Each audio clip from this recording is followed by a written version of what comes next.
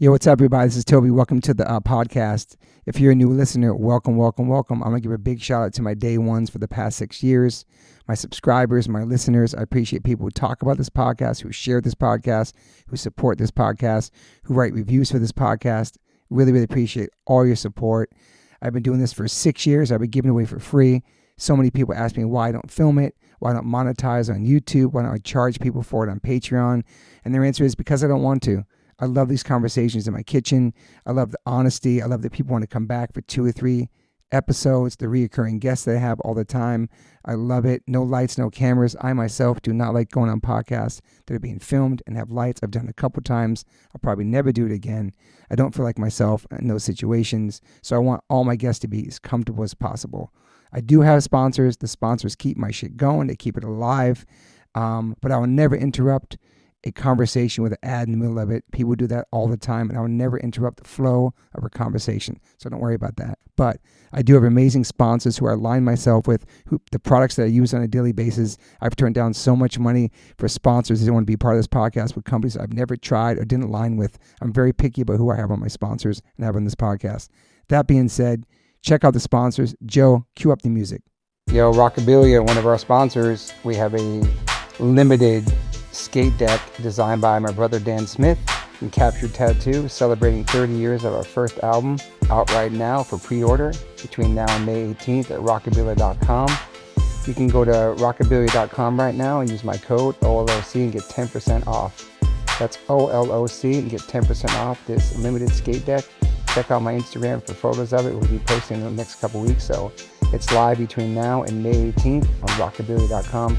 Thank you, Rockabilia, for the support for this podcast. Thanks for all you do and put out there for all the bands and musicians and artists, all the amazing merchandise you guys make. Stoked to have you guys part of this podcast. Welcome to the One Life, One Chance podcast. I'm your host, Toby Morse. And today I'll be using my Kiwi accent instead of my Lower East Side accent. If you haven't guessed, this is not Toby Morse. I'm Dan Smith, and I have kind of hijacked the airwaves over here in his kitchen for a very special announcement. I've been friends with Toby for 25 years or so, and he's always shown me love and support with everything I've done, from my music, from taking bands on tour, having me create artwork for H2O, and countless other things over the years. I've filled in for them a couple times on bass and guitar, and made memories I could never forget. In exchange, I've tattooed him a million times and might have seen more of his body than Moon has at this point. And today he surprised me and asked me to do my very own read and announce something that I've been working on that will now be a new sponsor of this very podcast. I grew up playing and loving soccer or football, and if music and tattoos didn't get in the way, I'm literally positive I would have been a pro. A couple years ago, me and my friend Kevin decided to start Field Soccer Supply. Field is a soccer-based clothing brand, but mostly Field's an idea that was created from me being involved in bands and tattooing, etc. for over 25 years and experiencing the crucial, amazing, connecting element of what makes the world go around: community. We kind of exist to elevate the passion for the beautiful game and just connect music, culture, historic moments along the way. So if you've got kids in soccer or you play in an adult league with your mates, you know how it goes. Every season, new uniforms, new fees, new hassles, new everything. Soccer is the biggest sport in the world, but is literally the #1 sport in America that kids actually stop playing. And the main reason is simply just the cost of everything. All those old polyester jerseys end up in a landfill something too, and the love of the game kind of follows soon after. We're going to do something different. We take old uniforms headed for the dump and recycle them. We then use the recycled polyester to create uniforms that any team can love. It's fully customizable, team kits, fan wear, and also there's a lifestyle and essentials side to it that celebrate amazing moments in soccer and music history combined. You know, playing is the most important thing. We host monthly play-for-free pickup games here in Southern California, and we're just getting started. The goal is to eventually do this everywhere and help make playing doable for anyone. Check out The Field Dream on socials and thefieldDream.com for more info and join our team. Okay, I'm going to hand you back to the real host of the pod and get back to the regular programming. Thanks for listening. Got to give a big shout out to Liquid Death. I've been in a band called H2O for 30 years. And my first real job with a company is a water brand. Go figure. Love you, Liquid Death. Love the people. Love the brand. Love the concept. Love what they give back. Love the community. Love what they do for the environment. You can go liquiddeath.com/OLLC and get free shipping on any of their merchandise they make. They have such incredible collabs. Also, if you want to hear the story of the CEO, my good friend Mike Cesario, on the podcast, you can go to episode 115, part 1. And then 2 years later, we dropped a part 2, which is episode 275 with the CEO, Mike Cesario. Just a man from Delaware with a dream, worked at a marketing company, and made this become a reality. Liquid Death is an incredible company, incredible water, incredible people. And I'm super, super honored to be part of them. They sponsor my life. They sponsor everything, my family. So go liquiddeath.com/OLLC and get free shipping on anything you want to buy on that site. If you want to get water, it's exclusively on Amazon.com. Murder your thirst, y'all. Fucking in the kitchen with the legend, Mr. Dressen, right now. I'm stoked. It's a pleasure. Thank you so much for having me. Yeah, man. I've been super, super excited about this. Awesome, man. Well, let me introduce you officially. So welcome to the One Life One Chance podcast. I'm your host, Toby Morse. In my kitchen, the triple OG legend, Mr. Eric Dressen. Thank you for being here, brother. Thank you for having me. This is so cool. I mean, we just connected online, basically. We have so many mutual friends. Yeah. It's really cool. Yeah, I saw you having some of my friends on, so I started following you. And so. Oh, that's cool, man. I love how that works. I was man. hoping you'd ask me to be on your show. Well, here we are, dude. Yeah, Eric Ellington, a fucking bunch. Yeah, dude. How are you, man? I've been doing super good, thank you. Just been skating a lot, huh? Just skate, yeah.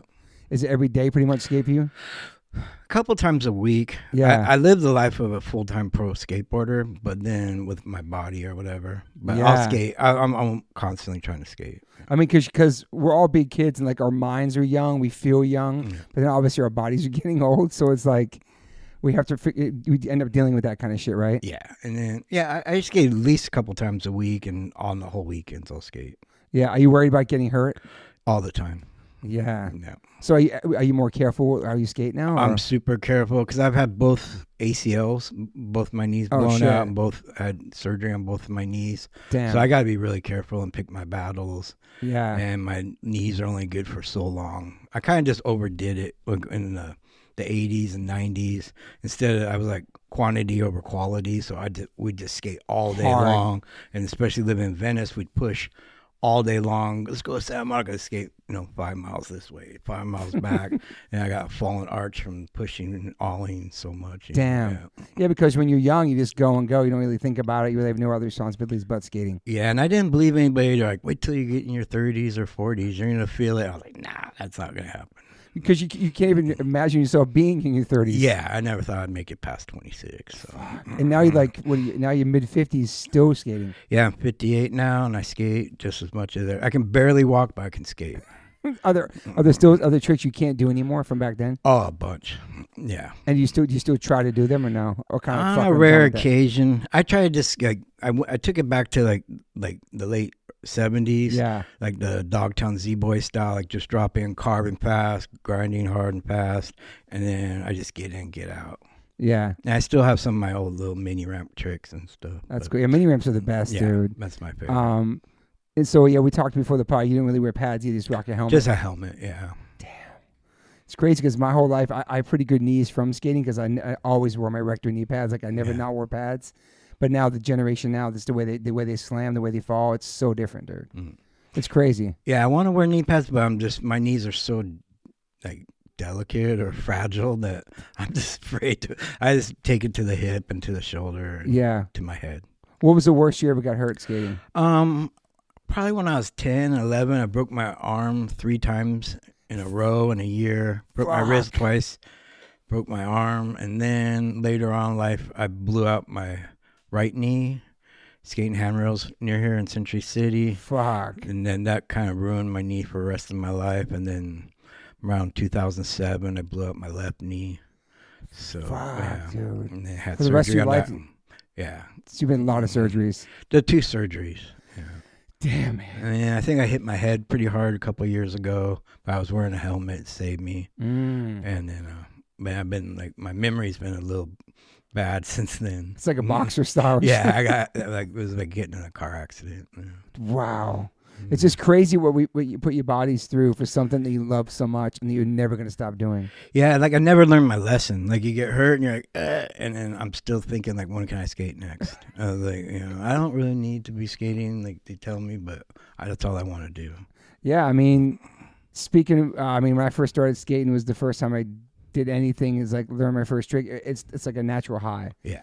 And it's something that you can't experience with any. I mean, people can do it with surfing and sports, but there's something about skateboarding that just, I don't know, man. It's so addicting. Yeah, that's all I love skateboarding. It's all I want to do. I just want to go skateboarding. I want to go skateboarding. Like there wasn't a time where you feel like I'm too old for this shit or I'm done with this shit? No, only thing that really held me back was maybe like early 2000s being hurt or something. I had some back issues, and then I couldn't skate for a while, and I kind of thought that I was done, but then got back into it. And I think even if you weren't a professional, like you weren't a pro and you weren't sponsored, you'd still be skating because you love totally. it. Yeah, and then also it's like part of my social life. I hang out with nothing but skateboarders. Yeah. And then like now with the older guy crews, like it's like, oh, meet these dudes on Tuesday. Old man sesh. Yeah. So my life revolves around old man and old lady sessions. Oh, I love that. I skate with a lot of old ladies. Oh, that's cool. Like some legendary pros from back then? That and just like the crews. Like, there's like now there's all these crews to skate with, So. And dude, there's so many women skaters now too. Like more than ever before. Like us first starting in the 80s, it was nothing like that. Yeah. Well, I got discovered by a woman pro skateboarder in the 70s in 1977 by Laura Thornhill. That's how I got my skateboard career, from her. Wow. In the 70s, like there was a lot of really good pro skateboard women, like in the old skateboarder magazines, you'll see them and stuff, and then it kind of faded out. But then, like growing up, like in California and South Bay, Santa Monica, Venice, there was a lot of girl skateboarders. Where were you when she discovered you? In Torrance, in a backyard pool. I was 9. I was just about to turn 10. Yeah. And what was your exposure to skating that young? Like, do you have siblings that were skaters? No, but I had cousins that skateboarded, and then I had an uncle who was from Venice that was a surfer. And I was probably like about 7, and I saw Endless Summer, the movie, and I was like, told my uncle Graham, I was like, oh, I want to learn how to surf. He's like, learn how to skateboard first. And my dad got me like a super surfer. And I was 8 years old then, and I just moved to Torrance, and then the whole Hermosa Beach, all that surf, and but it was before skateboard magazines. And once in a while, in a surf movie, you'd see some skateboarding, or like 1 or 2 pictures in a surfer magazine. But the only problem was I was kind of far from the beach, so I couldn't go to the beach every day, but I could go out and skate all day. Yeah. And I wanted something to do where I could just do at any given time because I was so obsessed with it. I wanted it full time. I wasn't like, when I was 6, my dad got me this motorcycle, and that day I decided I was a grown-up. I was like, I'm not a little kid no more. I'm not playing with 6? Kids. Yeah. So I got this motorcycle, and then I just became obsessed with dirt bikes. Holy shit. And then I was living with my grandma in Vegas, and I taught myself how to ride motorcycles. And then eventually, like a year or so later, I had to move to Torrance with my dad. And I got exposed to like surfing, like the surf shops on PCH, like Dewey Weber and ET and Jacobs and Unity. And I saw these kids come out with a Unity, long blonde hair, Levi's, Vans on, and to skate down the street. And I was like, oh, I want to go with those guys. And then from that on, and then plus also like I moved around so much. Yeah, why we move around so much? Just my dad's single dad. We were bouncing around from here and there, and then so like I was kind of shy. I just wanted something to do. I could just do by myself. I didn't have to wait for somebody to take me to the beach. I could just leave the house and skate. And then eventually I walked into Jacob's surfboard shop one day, and there was Skateboarder magazine on the shelf right there with Craig Weaver carving the bull. Damn. And then right then there, I was like, skateboarding's the best. That's all I want to do. Because it becomes like your best friend. Like you just skate, we count on that shit every day, man. It never lets you down, never fucking talks back. No, yeah. Cause you know what I mean? Just with it every day. Yeah, especially when I was little, I'd come home. I was a latchkey kid. So I could go wherever I wanted, but my dad worked late, so I'd come home and have a snack and then just go skateboarding, skate where as far as I wanted to. And then eventually met up with these older dudes in the next city over in Lomita. And it was almost like Dogtown there, like the older guys. They had pools, full pipes, ramps everywhere. So I was skating with all these older guys trying to keep up and studying like Skateboarder magazine, just trying to pretend I was a pro skateboarder. It's amazing. Yeah. And your dad was cool because he knew you were outside. Yeah, skating. he let me just go do whatever I wanted. He trusted to do. you. Yeah, all my other friends couldn't go off the block. Yeah. Were you a good kid? Somewhat, but when you're back in the 70s, you get a little mischief, but yeah, but. And when you still going to school and all that? A little bit. I had to go to school. In the 4th grade, I want to take me out of school, get me my own apartment next to the skate park. In 4th grade? Yeah, I was like, I'm over this shit. Like, that's so crazy. Yeah, but it didn't happen. It's so crazy. You're so focused at that young of an age. Yeah. Because I don't know, I was like, because I got brought up around my dad, like he was into race cars and like, stuff like that. So people told me about my grandpa. I was like, oh, he'd watch golf. This is how he became famous. So he practiced every day. He did this, devoted his life to this. And now that's why he's on TV. That's why he's rich. And that's why he's killing everybody, because he practiced. So I had that kind of practice ethos. But there were no other kids. Me. Yeah, really no other kids your age in school skating at that time? A little bit, just a little bit. But the older guys in Lomita were like way more into it. Like how much older? Like 13 and up to that's like not 18. Bad. Yeah, that's not bad. I was 10, hanging out, 9, hanging out with like teenagers. Yeah. It's fucking crazy, man. Yeah. Did you end up graduating from school? No, I dropped out, or I got kicked out of 11th grade over here at Palisades High. You got kicked out then? Yeah. But then that's how I kind of got back into skateboarding. Yeah. That's a long story, but like in 7th grade, skateboarding kind of died in like 1981. Yeah. And then I tried surfing, tried bicycle racing, and then discovered nightclubs in high school. And I got sent to continuation, and then a couple with all the stoner kids at Temesco High up here in the Palisades. Yeah. And a couple of stoner kids had skateboards, and they'd go smoke pot and skateboard after school. So I'd go skate with them. I'd ride their boards and smoke weed, and then they had a quarter pipe, and I still had all my tricks. And then one of the kids my friend Zane got me a job at his aunt's deli, and he had his board there. He had like a Gator board or something. Oh, shit, Gator. I go do deliveries. I was like, first check, I went and bought like an Alba board, and then just got right back into it from there. Yeah, and that was like around you when you were in Skateboarder Mag. That was around 86 when all that happened. Yeah, but you were in Skateboarder Mag at a young age. Yeah, right when Laura Thornhill. Like 11 years old, maybe? No, I was 10. Yeah, Laura Thornhill discovered me in this backyard pool in Torrance, and then she's like, do you want to ride for Logan Erskine? And that was my dream team to ride for. Really? Yeah, and I was like, hell yeah. And then a couple days later, I'm at Skatopia skate park near Boyne Park off the freeway near Knox Berry Farm. Yeah. And I was shooting my Who's Hot at there. Fuck. And that's what that's the beginning of all of it. Yeah, and then I started getting the magazines and sponsored.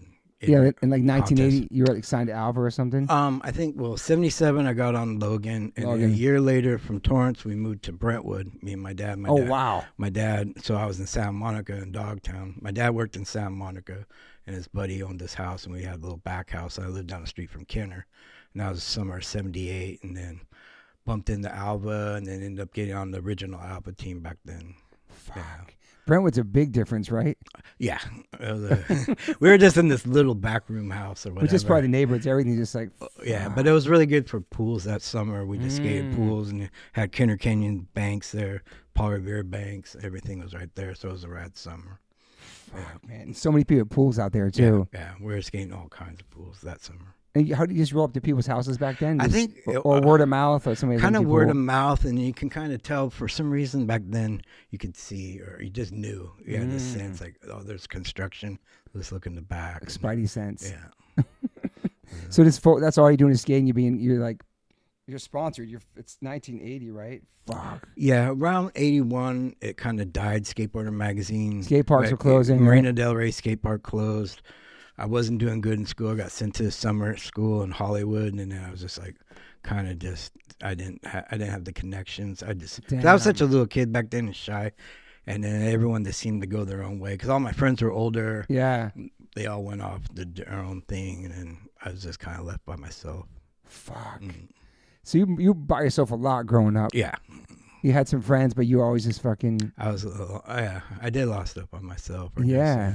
And so that's now you're in Hollywood for summer school kind of thing, or Yeah, I went to school in Hollywood, and then it kind of fucked my scene up because I had to take 2 hours that way, 2 hours coming back. So it ate up all my summer, and then skate park died. I was like, what am I gonna do now? Some of my friends surf, so I was like, oh, I'll start surfing, and I did that. Were you a good surfer? Somewhat, yeah. So are you working a job at that time or no? Oh, I was only like 13 years old. Oh yeah, shit. You're just sponsored in surfing and living, dude. Yeah, no, my dad got me a surfboard or whatever. So it's mostly you and your pops. Yeah.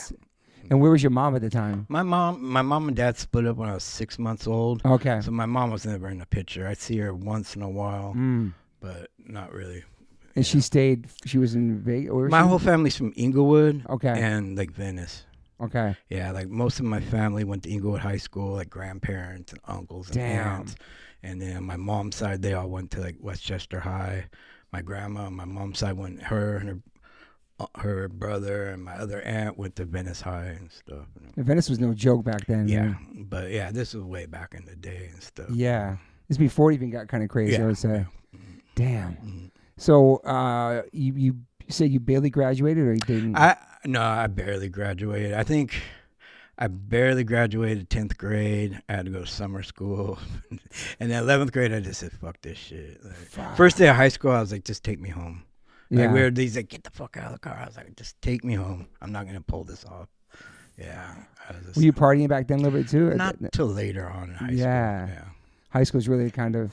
I think around like into 11th grade, I started partying and shit. Well, up until that, you really didn't really care about that shit and do that stuff. Because I grew up around alcoholics, like grandparents and family. So I was around it, and I was like, and I was all in the punk rock and like my threads. Like, I'll never do that or whatever. And damn, you want some straight edge shit? A little bit. And that's cool.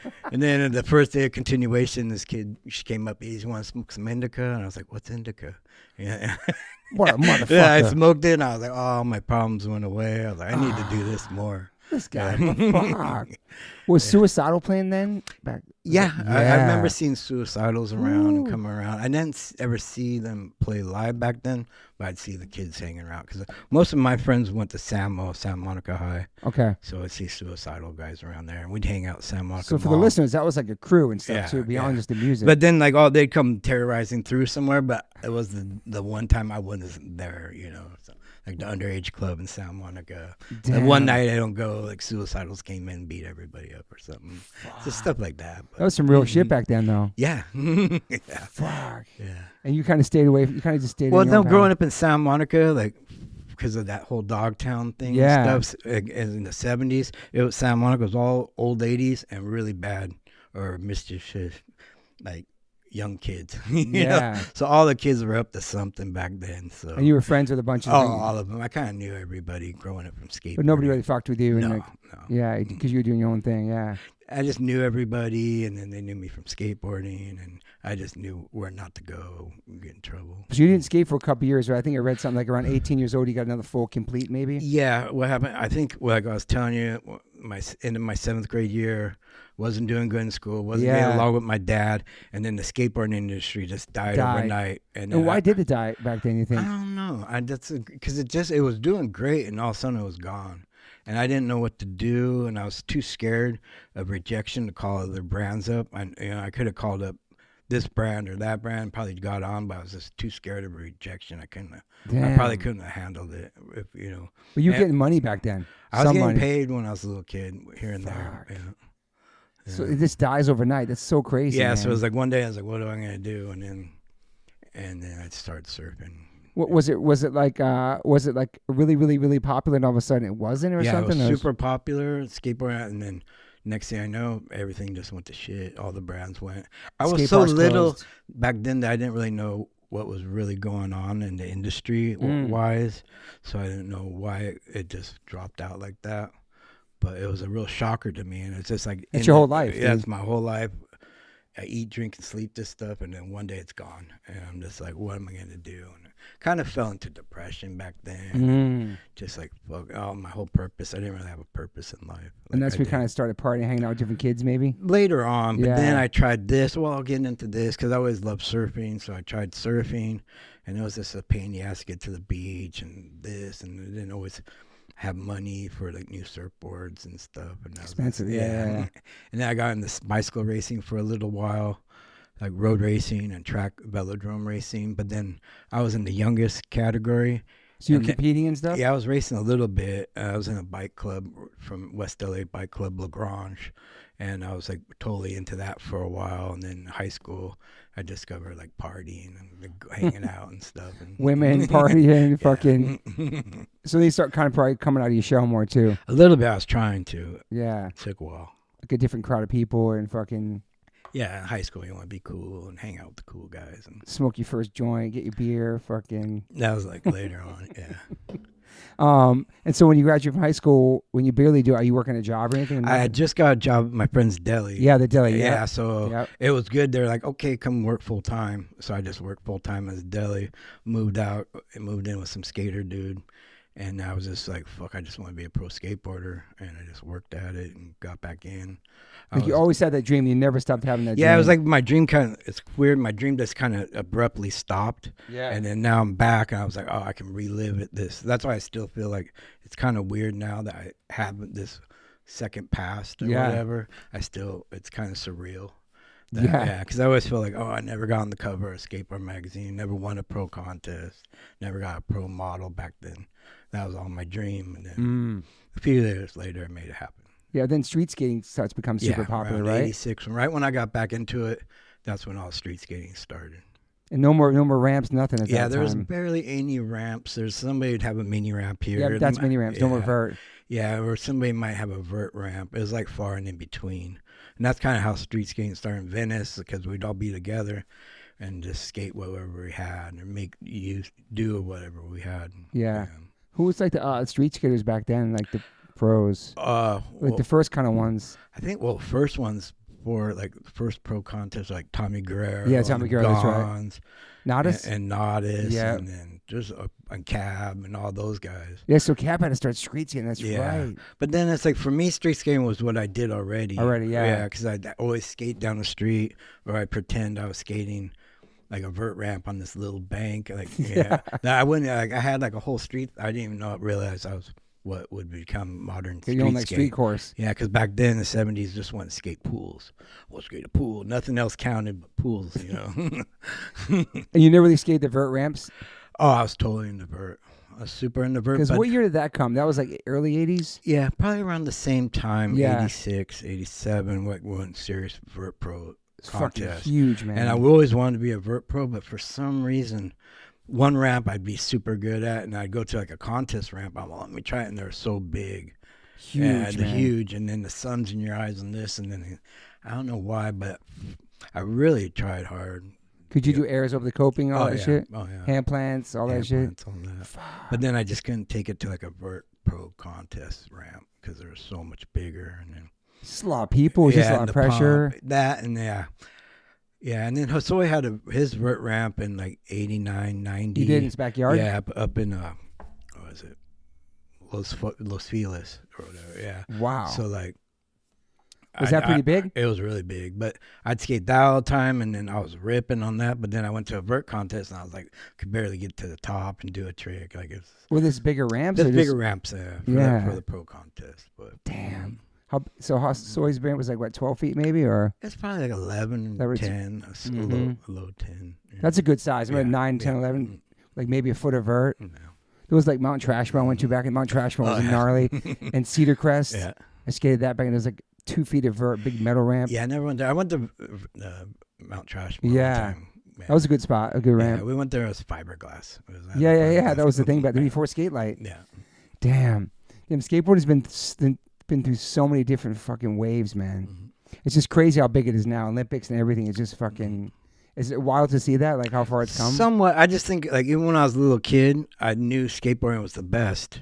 And I'm just like, it took this long, like over 40 years to catch on, you know, because I thought skateboarding was the best, like everything about skateboarding, you know. So I was like, is this what, I don't know, it took them so long to establish, because growing up, all my friends at school played baseball or soccer. You did no sports really for you? No, I never did any of those. And then I was like, well, this is way better. But then I don't know. For It's me, like the best kept secret, yeah, though. it was. Yeah, You know what I mean? definitely. It's like this special world we had. Yeah, and then being a latchkey kid, that's just what I wanted. I just wanted to be by myself and do what I wanted to do, emulate what I saw in Skateboarder magazine. That's the thing. You don't need a team, Yeah. right? It's just you all day trying to do one fucking trick until you land it. Yeah, because I was so impatient, and still am, but like couldn't wait till the weekend to have somebody take me to the beach, and then you get there and it's like too big or too small, it's cold, super cold, or it's too hot, or it's just like, so I was like, skateboarding, I could just go out and do it. Explore. Whenever, yeah. And then I'd see like older guys skating down the street and I'd be like, oh, I want that, or, like, and then, the movie Go For It, it's like a surf movie, had a big skate section in it with Jim Muir and Alba and all that, had all they skate Kenner and they skate like the Keyhole in Beverly Hills. And after I saw that, I was like, that's all I want to do is skate. So you met Jim Muir too, like I met everybody, like, because right when I got sponsored is right when these 2 skate parks opened, like Skatopia in Buena Park and Skateboarder World in Torrance. So I was at both opening days, so all my heroes were there that day. Sick. Yeah, so I had met maybe Stacey. How old are you then? 10 years old. Okay. I had met Stacy Peralta. He did a Pepsi demo at the Crenshaw Mall, parking lot near my house. Wow. So I met him and like Paul Hoffman, a couple other pros, and then that was probably 8 then, and then at like Skatopia and Skateboard World, like I met first time I met Alba. I was at Skateboard World. Well, you're nervous? Was that exciting? Oh, super exciting, because like I was obsessed with Tony Alba. Yeah. I lived like that was all I just like the local hero. That and like so like when I walked in this park and he was at the half pipe on top of the hill, I looked up and there's Tony Alba. It was like the stars and the moon, the line.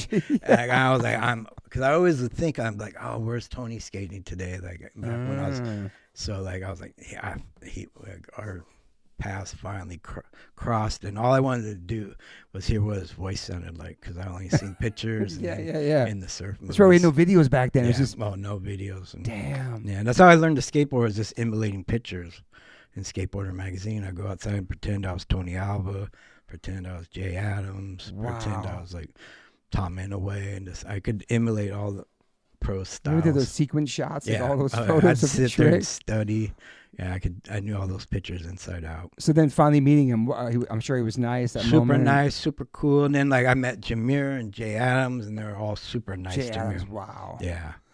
And then it was crazy. It all happened kind of overnight. Yeah, and then you have a Dogtown board, and you're like part of the team, and That's what's crazy. It's surreal that I know these guys. Still. Yeah. I still like Tony Alba and Jim Muir. I talk to Jim Muir all the time. It's one of my closest, dearest friends. Yeah. So. Well, what do you think it was about you that stood out at such a young age that they signed you on the team? I think I was just because I thought I was like older, so I tried to keep up with it. I was more advanced, probably. Yeah. And I tried to play it cool. I had long blonde hair. I wanted to fit in, so yeah. So you had and plus you're from over there. You're local too, man. Yeah. So that was important, I'm sure, for that team. Well, when I first met him, I was living in Torrance. Okay. And then in summer '78, I moved to Santa Monica, Brentwood. Was Trujillo hanging out back then? Robert Trujillo? Yeah. I didn't meet him till later. Okay, because he's from out there too. Yeah. I met him like later on, maybe at the Suicidal House or something, like Jim Muir's What's the house. Suicidal House? Or what Mike Muir and like Jim Muir's house or whatever. Like I think they're packing to go on tour. Is that in the 80s? Early 2000s. Okay. Yeah. Then it was the Suicidal House. Yeah. Sick. It's like where they left. They had all that merch there. Yeah. And I was just there with Muir. Shout out to the Muir brothers. They've been running their shit for years, man. The whole family. All the merch, everything's incredible, man. Yeah, that was the thing when I first got on Dogtown in '86. It was all out of his mom and dad's garage in Santa Monica. Yeah. And mom and dad would take the orders, the mail orders, take them in and mail them in the post office. His parents. Yeah. Fucking sick. Yeah. Damn. Yeah. So now you're on the team, and now like street skating is all happening now. And then, what is your first deck come out in '87? Probably '87. Yeah. So yeah, Jim Muir was like started taking us. It was like kind of like that day in the Dogtown Z-Boys when they all went to Del Mar contest. Yeah. Skip loaded everybody up and took them. So Muir started doing that, loading up his Falcon, taking us to these little parking lot street contests, and we just went from there. Damn. No. Just rolling up in a car and all getting out and you fucking just shredding the contest. Yeah, it's like the Bad News Bears. It is, dude. It is. Oh, It's like in those movies. Oh, totally. And, and Jim's tough guy, loud, whatever. And he's way older too. And we all had grown up with that Dogtown attitude. So we were bringing it back. We're on Dogtown and we're Dogtown. Fuck you. Yeah. It's very punk rock. That and then Just the attitude. so we were like a little garage company, and then we wanted to beat the Powell guys. We wanted to beat the Vision guys, and like because Powell's like the pretty boys. They're like that, and they're just like a big factory. They are a corporation. Yeah, the bigger companies and stuff. You guys are very DIY, fucking. And they're like, they got the hair and all the nice shit. We're all friends with everybody, of course. but we just wanted that status. Like, of course. Like we beat them. Like, I mean, I've seen docs about it. There's always that, like, fucking, you guys like the bad boys. Yeah. You know what I mean? It's true. Okay, yeah.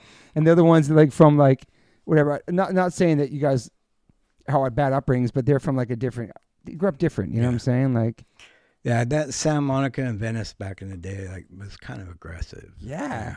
It's just the whole attitude and you're coming, Yeah, so that's why I always, like, I worked my way through that, like knew who to be friends with. And so when you guys rolled up, it was like, oh shit, the kind of, we just had that aggression. We were so wound up, like back then, like you had a lot to prove. Yeah, or we just wanted to rip, Yeah, like we showed up and ripped it up, Just came, crushed it, and fucking that's it.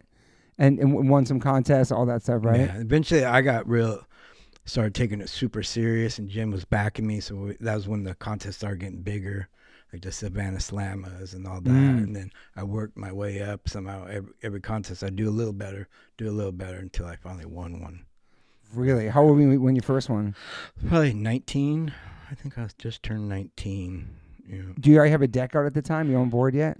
Yeah. I just came out with a board. Was the hands deck with the hands on it? Yeah. That was like 87, I think. I think it's 87. Damn. You have a good memory of all this stuff? A little bit. Somewhat. Because I was so nervous back then. Yeah. I was so shy, and then I was so amped at these contests. I kind of remember being there sometimes, and then, I don't know. It's kind of like how you express yourself, too, I think. And then I was just, back then it was like, I wanted, you just get so fired up and just come out, just not even thinking straight, and just going, fucking kill it. Going all out. Because you're skating every day. You're just waiting for these moments are huge. So you win your first one, you're like 19. Already have a board out. And then 89's like you go to Santa Cruz, right? Yeah. You were in Dogtown for a couple of years, though. I was on Dogtown for a couple of years, and then, I don't know. Is Santa Cruz pretty big back then, too? They're the biggest. Okay. Yeah, them and Powell. Back then. Yeah, they're the number two companies. And so you going to that is almost like going from an independent to a major label. Yeah, that's what it felt like. Totally. And when was your crew, people bummed? Were they a little bummed? I think so. Muir was really bummed. I think he wouldn't talk to me for a while and stuff. But then it was just like I couldn't pass up this opportunity. Yeah. You try and do this as a career. Yeah, because I traveled the world, and then every shop I went to, they had Santa Cruz boards. And here and there, they'd have Dogtown and stuff. So you weren't really seeing your board that much in certain spots. Yeah. They didn't have the distribution. It's the same thing as being in a band when you're trying to promote a record and your record's not in stores. It's so fun because you're doing the work. You're out there. Yeah. Your product's not there. Yeah. So you made the move. They approached you? Yeah, they were hitting me up for a while. Damn. It took a while. I'd always get talked out of it.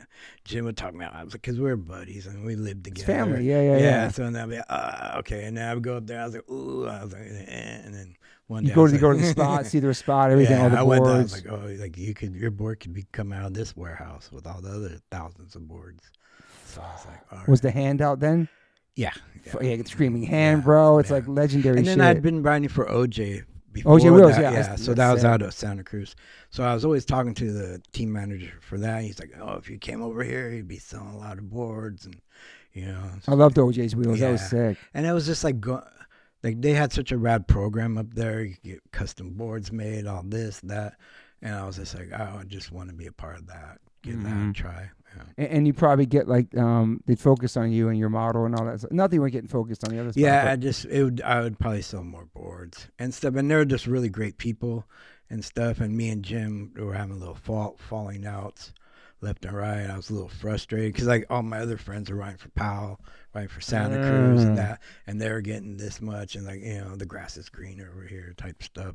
But I don't regret it now. Yeah. Did you feel weird, guilty or something leaving? Like a little bit. Yeah. A little bit. But at the Which time, you're also young too. Yeah. At the time, it was a good decision. It was a life-changing decision. It was that, and it was just, it was just an opportunity. I couldn't pass it up. Did you ever manage it back to anything helping you out with your career? Not really. Back then, I wish. I didn't know my ass. I thought I knew everything, but I didn't of course, know shit. yeah. I didn't know shit. Because you're like only 19. That's fucking young. Yeah. And then when you signed to you signed like a contract when you signed? Yeah, I signed a contract, and then I just thought, back then I thought every year you got a raise. I don't know why. Because I thought I was a rock star, you know, the whole 70s rock star stuff. Like the more popular got, the more money they want to give you.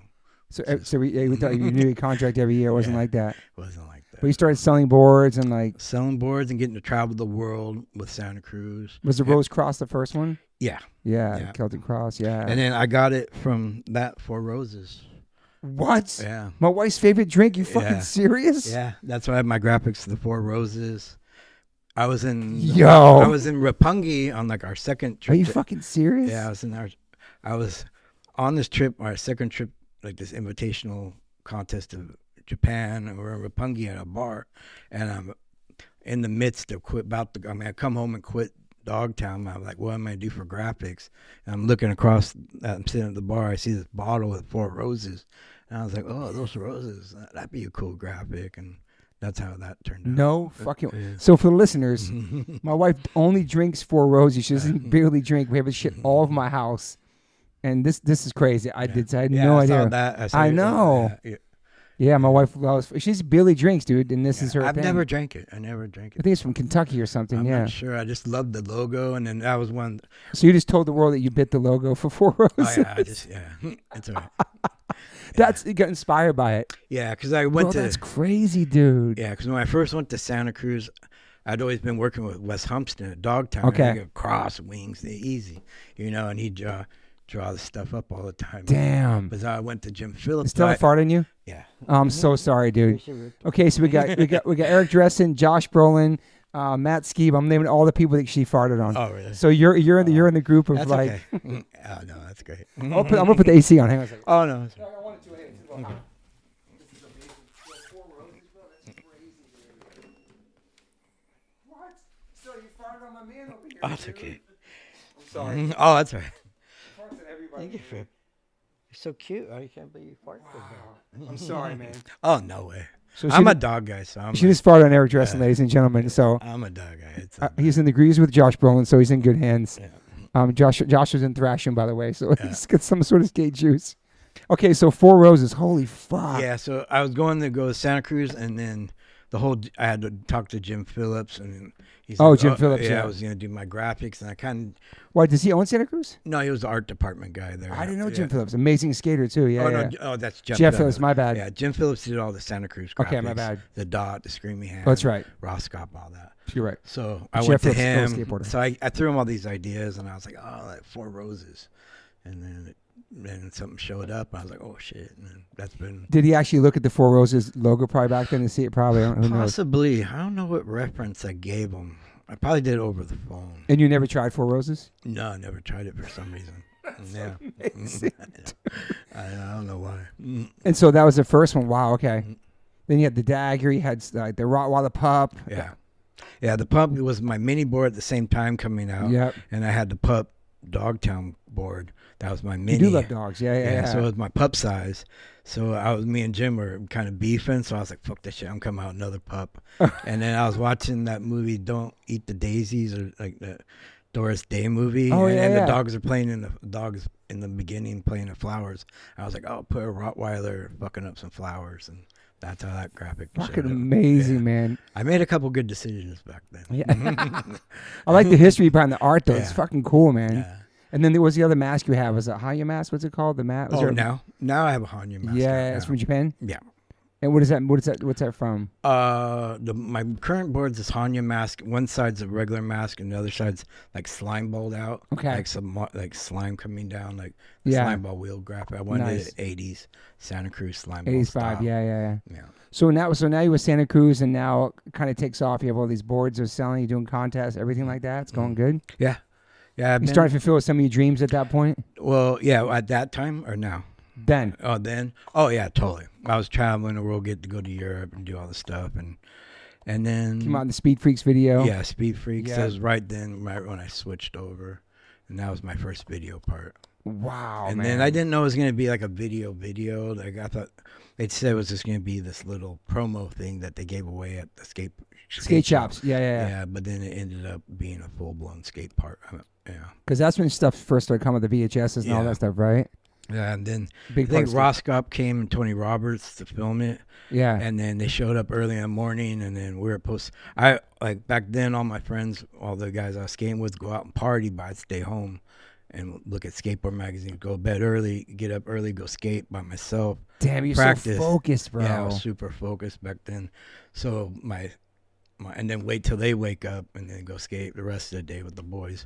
But So you really ain't partying, you're just like straight focusing. I was smoking weed and stuff, Yeah. maybe drinking a little bit on the weekends, but I was totally focused. I didn't want to stay out or do all that stuff. Like a professional athlete. It's Yeah, crazy, I dude. took it super serious like that. And where do you think that came from? Just From cycling. I learned how all the Tour de France guys trained. Oh yeah. So I learned all these. Like I'd always wondered how do these people get to there? So I learned everything about Tour de France racing or car racing or martial arts or surfing. I wanted to know everyone's backstory, and then how this sport's and then being in cycling, you take from running, runners train like this and they eat that. So I always took a little something from everything. Were you changing your diet and shit like that and watching? Not really diet so back young, then, yeah. but then I knew sleep and exercise and focus. Like in bicycle racing, like Eddie Merckx, sleep with his bike, the night before the race, nothing. And then also Japanese apprenticeship style where your whole life's just devoted to that one thing. You have no outside life other than that. So that always, I thought, full blown, focus, life dedicated to one single thing. I always thought that was the best. And that's way. how you were as a kid when you was first down skateboarding too. Is all you wanted to do. But then, and then growing up with the Olympics, how gymnasts trained and how hardcore they are about things, and I just took little bits from that and applied it to my life. Damn. And then did you start winning a bunch of contests and stuff like that? Or? Yeah, I went on Dogtown. Was it mainly street or was just it street contests? I think I did pretty good in the couple mini ramps contests they had back then. I think I got second at this big one in Hawaii, but I won quite a few street ones. And so it was a full time. You make your money as your full time life at this point. Full time.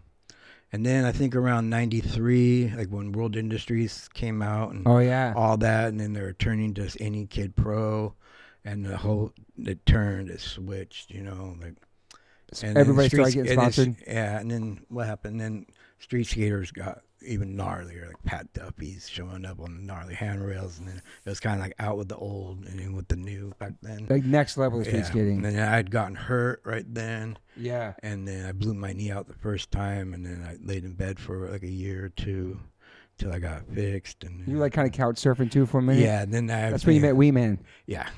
Wee Man, yeah. For a long time I was after that. Yeah. My life took a big turn in 2003, 93, 94. Turn for the worst? The worst, yeah. Fuck.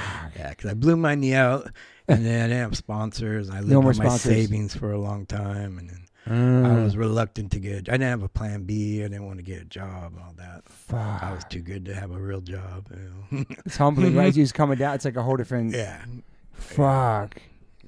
So what do you do? What do you do for money to start? I worked at some skate shops. That's right. Yeah, right. I worked at Hot Rod over here. Which was weird because people recognize you probably there or you're selling your board to people. At first it was kind of weird and stuff, but then people got used to it. I worked at a shop, Old Star in Santa Monica on Lincoln. And I worked for a couple of shitty skateboard brands, kind of trying to do some stuff, but nothing ever really worked out. Damn. That must have been hard to go back and do that stuff. Yeah. Now I wouldn't mind getting a regular job or anything. Now, yeah. I'm a little more humble now. Yeah. And that's kind of why I took up tattooing. I wanted to plan. Yeah, I was going to say that. Yeah. Yeah. You started doing apprenticing like 99-ish? Around 2000, 2000? early 2000, 2002. And what made you start tattooing? Just because? Because I was like, I was getting tattooed and just hanging out all day. Shops. I'd go to the shop and hang out all day long. And they're like, if you're going to hang out, you might as well work here. Damn. I didn't have a job, so I started being a helper. Okay. And stuff. And then. Had you designed your own boards before in art? I'm sure you have done some art stuff. Didn't know what to draw, but I knew art. Yeah, so I knew what I liked, and I knew how to talk to an art department. I knew how to have reference and show. Yeah. So, but I never sat down and drew my own stuff. I didn't really know until like I was apprenticing, and I learned the basics of making tattoo designs. Do you remember your first tattoo you gave somebody? Kind of. I did like maybe 3 dots on my friend's knee or something like that. And then, You tattooing yourself too? Not till a little later on. I tattooed. I was like, maybe like, I did like a skull with crossbones and stuff. And then I was working, apprenticing under my friend Jiro in Little Tokyo, his shop. And I just watch him and he'd give me teach me all this stuff. Yeah. So I learned from the bottom up, setting up, sterilizing. And then I'd help the customers. It was like working in a skate shop, like, finding their tattoos. Yeah. And all that. And I loved, like, back then it was fun to be in the shop. And for sure. Never knew. So it was like a whole new world. So I was really, like, enthralled by it. Like, I was like. But people recognize you from skateboarding? Once in a while, yeah. Yeah. But it's just a whole different world for you to be in. That, and it was almost like being in a skate shop, almost, that same world. Yeah. And what was skateboarding at that time? What was going on in skateboarding? It was doing all right. Was it mostly street again? It was mainly street, but then I think eventually old school skateboarders started coming back. Yeah. Yeah. So, and then I tried to get back on it. And were you partying during that time too? Oh yeah, yeah. And while you were apprenticing, Yeah. So you were kind of on one for a bit. Yeah, I was on a good one back then. Yeah. Just like drinking, doing all kinds of stuff. Drinking, like, and smoking weed and drugs, and it's like growing up here. I knew everybody, from totally. So like growing up in LA, I knew everybody. So every night was to hit a party. Up everything. Yeah.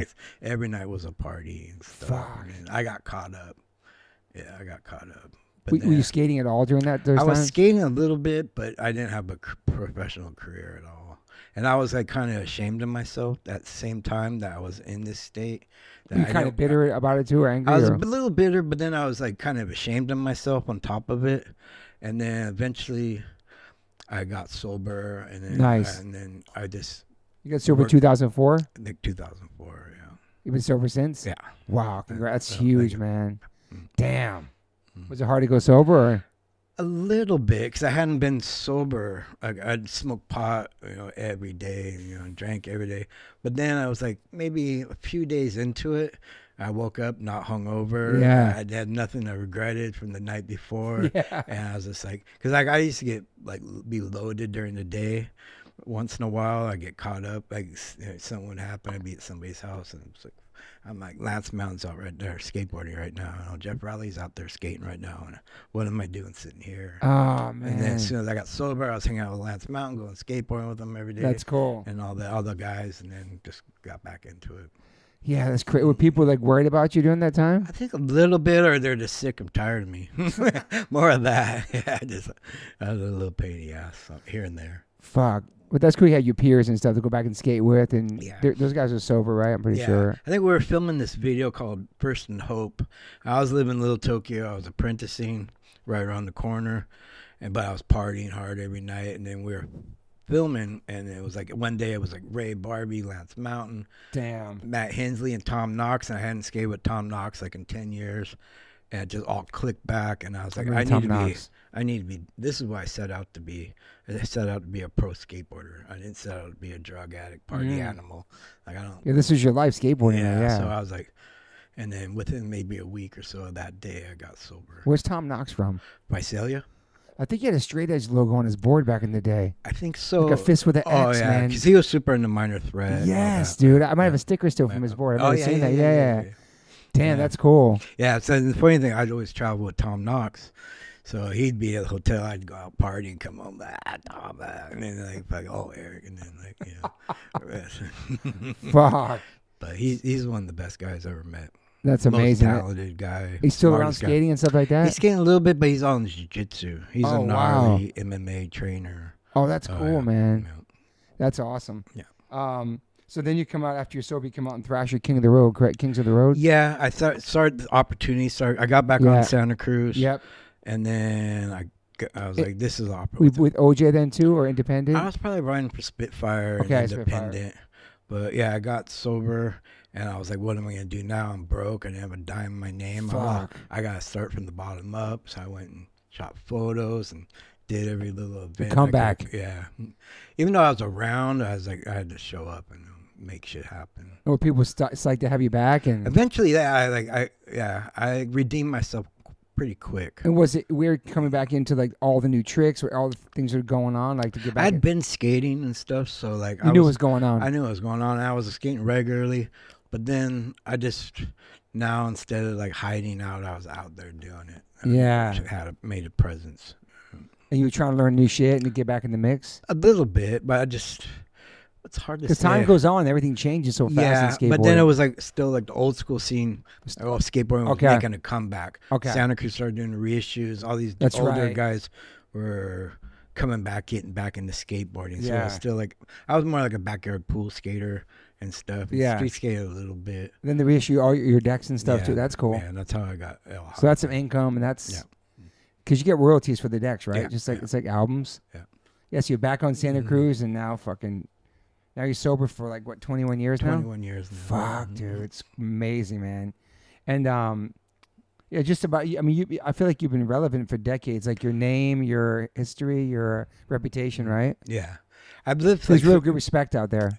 It's just weird. I skated through. I was so young. Yeah. In the 70s, like I skated like some of the first contests the Z-Boys were in Torrance. You know, like before there were Zephyr guys. You know. Yeah. So I lived through that, through the 80s, through the 90s, till now. You think skateboarding being big is a good thing for everybody? I think somewhat. I don't know. It's hard to say. You think for you it affects your life in a good way? Yeah. Yeah, oh, definitely. Because if it all trickles down, I don't know. Yeah, well, I think the skateboard industry has its ups and downs. Totally. But then, I don't know. I don't kind of. It's hard to answer that one. Mm-hmm. Yeah. Well, I mean, because I like seeing it popular. And all that, like seeing it on TV and Olympics and shit like that, and it's pretty wild. It's nuts. Yeah. How far it's come. Yeah, but I just think it took so long. I know. All these years. I know. Because I always knew skateboarding was the best. I knew it before anyone else knew it. It's true. It's funny. But you're like, finally, motherfuckers, you finally came around. They're late for it. Yeah. But at the same time, it's also something that, not that we didn't want the world to see it, it was something really special to us. And I feel like it came hand in hand with punk rock back in there. And so it was like kind of this underground thing that started slowly becoming popular, going in malls, going on TV and all that shit and being in movies. But then all of a sudden now it's just like, I guess the word mainstream, everybody knows about skateboarding. Yeah. But then it's like there's the skateboarding you see on TV and there's the skateboarding I'm doing, like hang out with the homies. Yeah. This and that. So like there's so much variety in it, I guess. So you've been back on Santa Cruz since then? Since 2004 I've been riding for Santa Cruz. So that's your longest sponsor? Yeah. And are you with Vans too? Vans, for a long time? I've been wearing Vans most of my life. A sponsor or just They're like I'm on like the old guy team. That's cool. Yeah. And independent too or no? I've been independent, OJ, Bronson Bearings, Mob Grip. For all those for a long time. Everything from NHS. Oh, that's right. Yeah, all their in-house, like the wheels, the trucks, the grip tape, and the bearings. And then Uppercut Hair Pomade is one of my sponsors. Nice. And S1 helmets. Okay. Yeah. But Santa Cruz has been around for so long, man. Yeah, since 1973. And then what about Powell? Like, what's the longest running? Is it Santa Cruz or Powell before that? Maybe Santa Cruz. Yeah. Continuously running. Because there's some older brands, but then I think Santa Cruz might be the oldest. And they stayed for a long time. I mean, they never went away. They never went away, yeah. Some brands came and gone. Yeah. I think during the pandemic, too, skateboarding got really, really, they were selling so many boards. It got huge. It went out of control. It did, right? Yeah. And then it was hard. It was like the 80s again. Yeah, a bunch of your old stuff, stuff is your stuff. It was selling good. Everyone was buying everything up. And then it was like the 80s royalty checks. Damn. I saw, I think is it Jeff Rowley? Yeah. I saw him talking about you, just about like your longevity and how like you're not part of a new school or old school. You're part of no school. Yeah. Like you have your own You've been here the whole time. Yeah. Through all the waves of skateboarding. Yeah. And like you never tried to change to be part of any of that shit. A little bit. In what way you think? Like when Little Wheels came out, I wanted to try Little Wheels Okay. and stuff like that, wearing baggy jeans or something like that.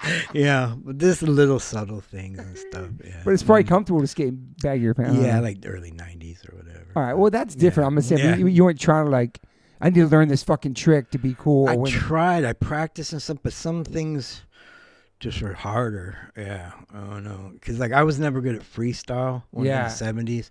I always wanted to skate pools and banks and parks. Yeah. So I just kind of skated what felt good. Whatever felt good to me. You didn't force shit. Yeah.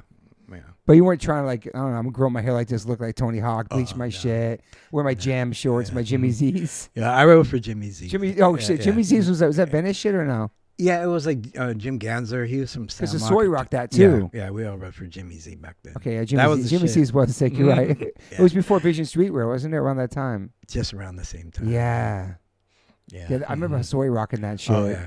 He was all about it. Ocean Pacific, fucking. Yeah, I had like the first OPs at school. In, like, really? Third grade. Corduroy shorts and shit. All the kids teased me, like, you wear shorts.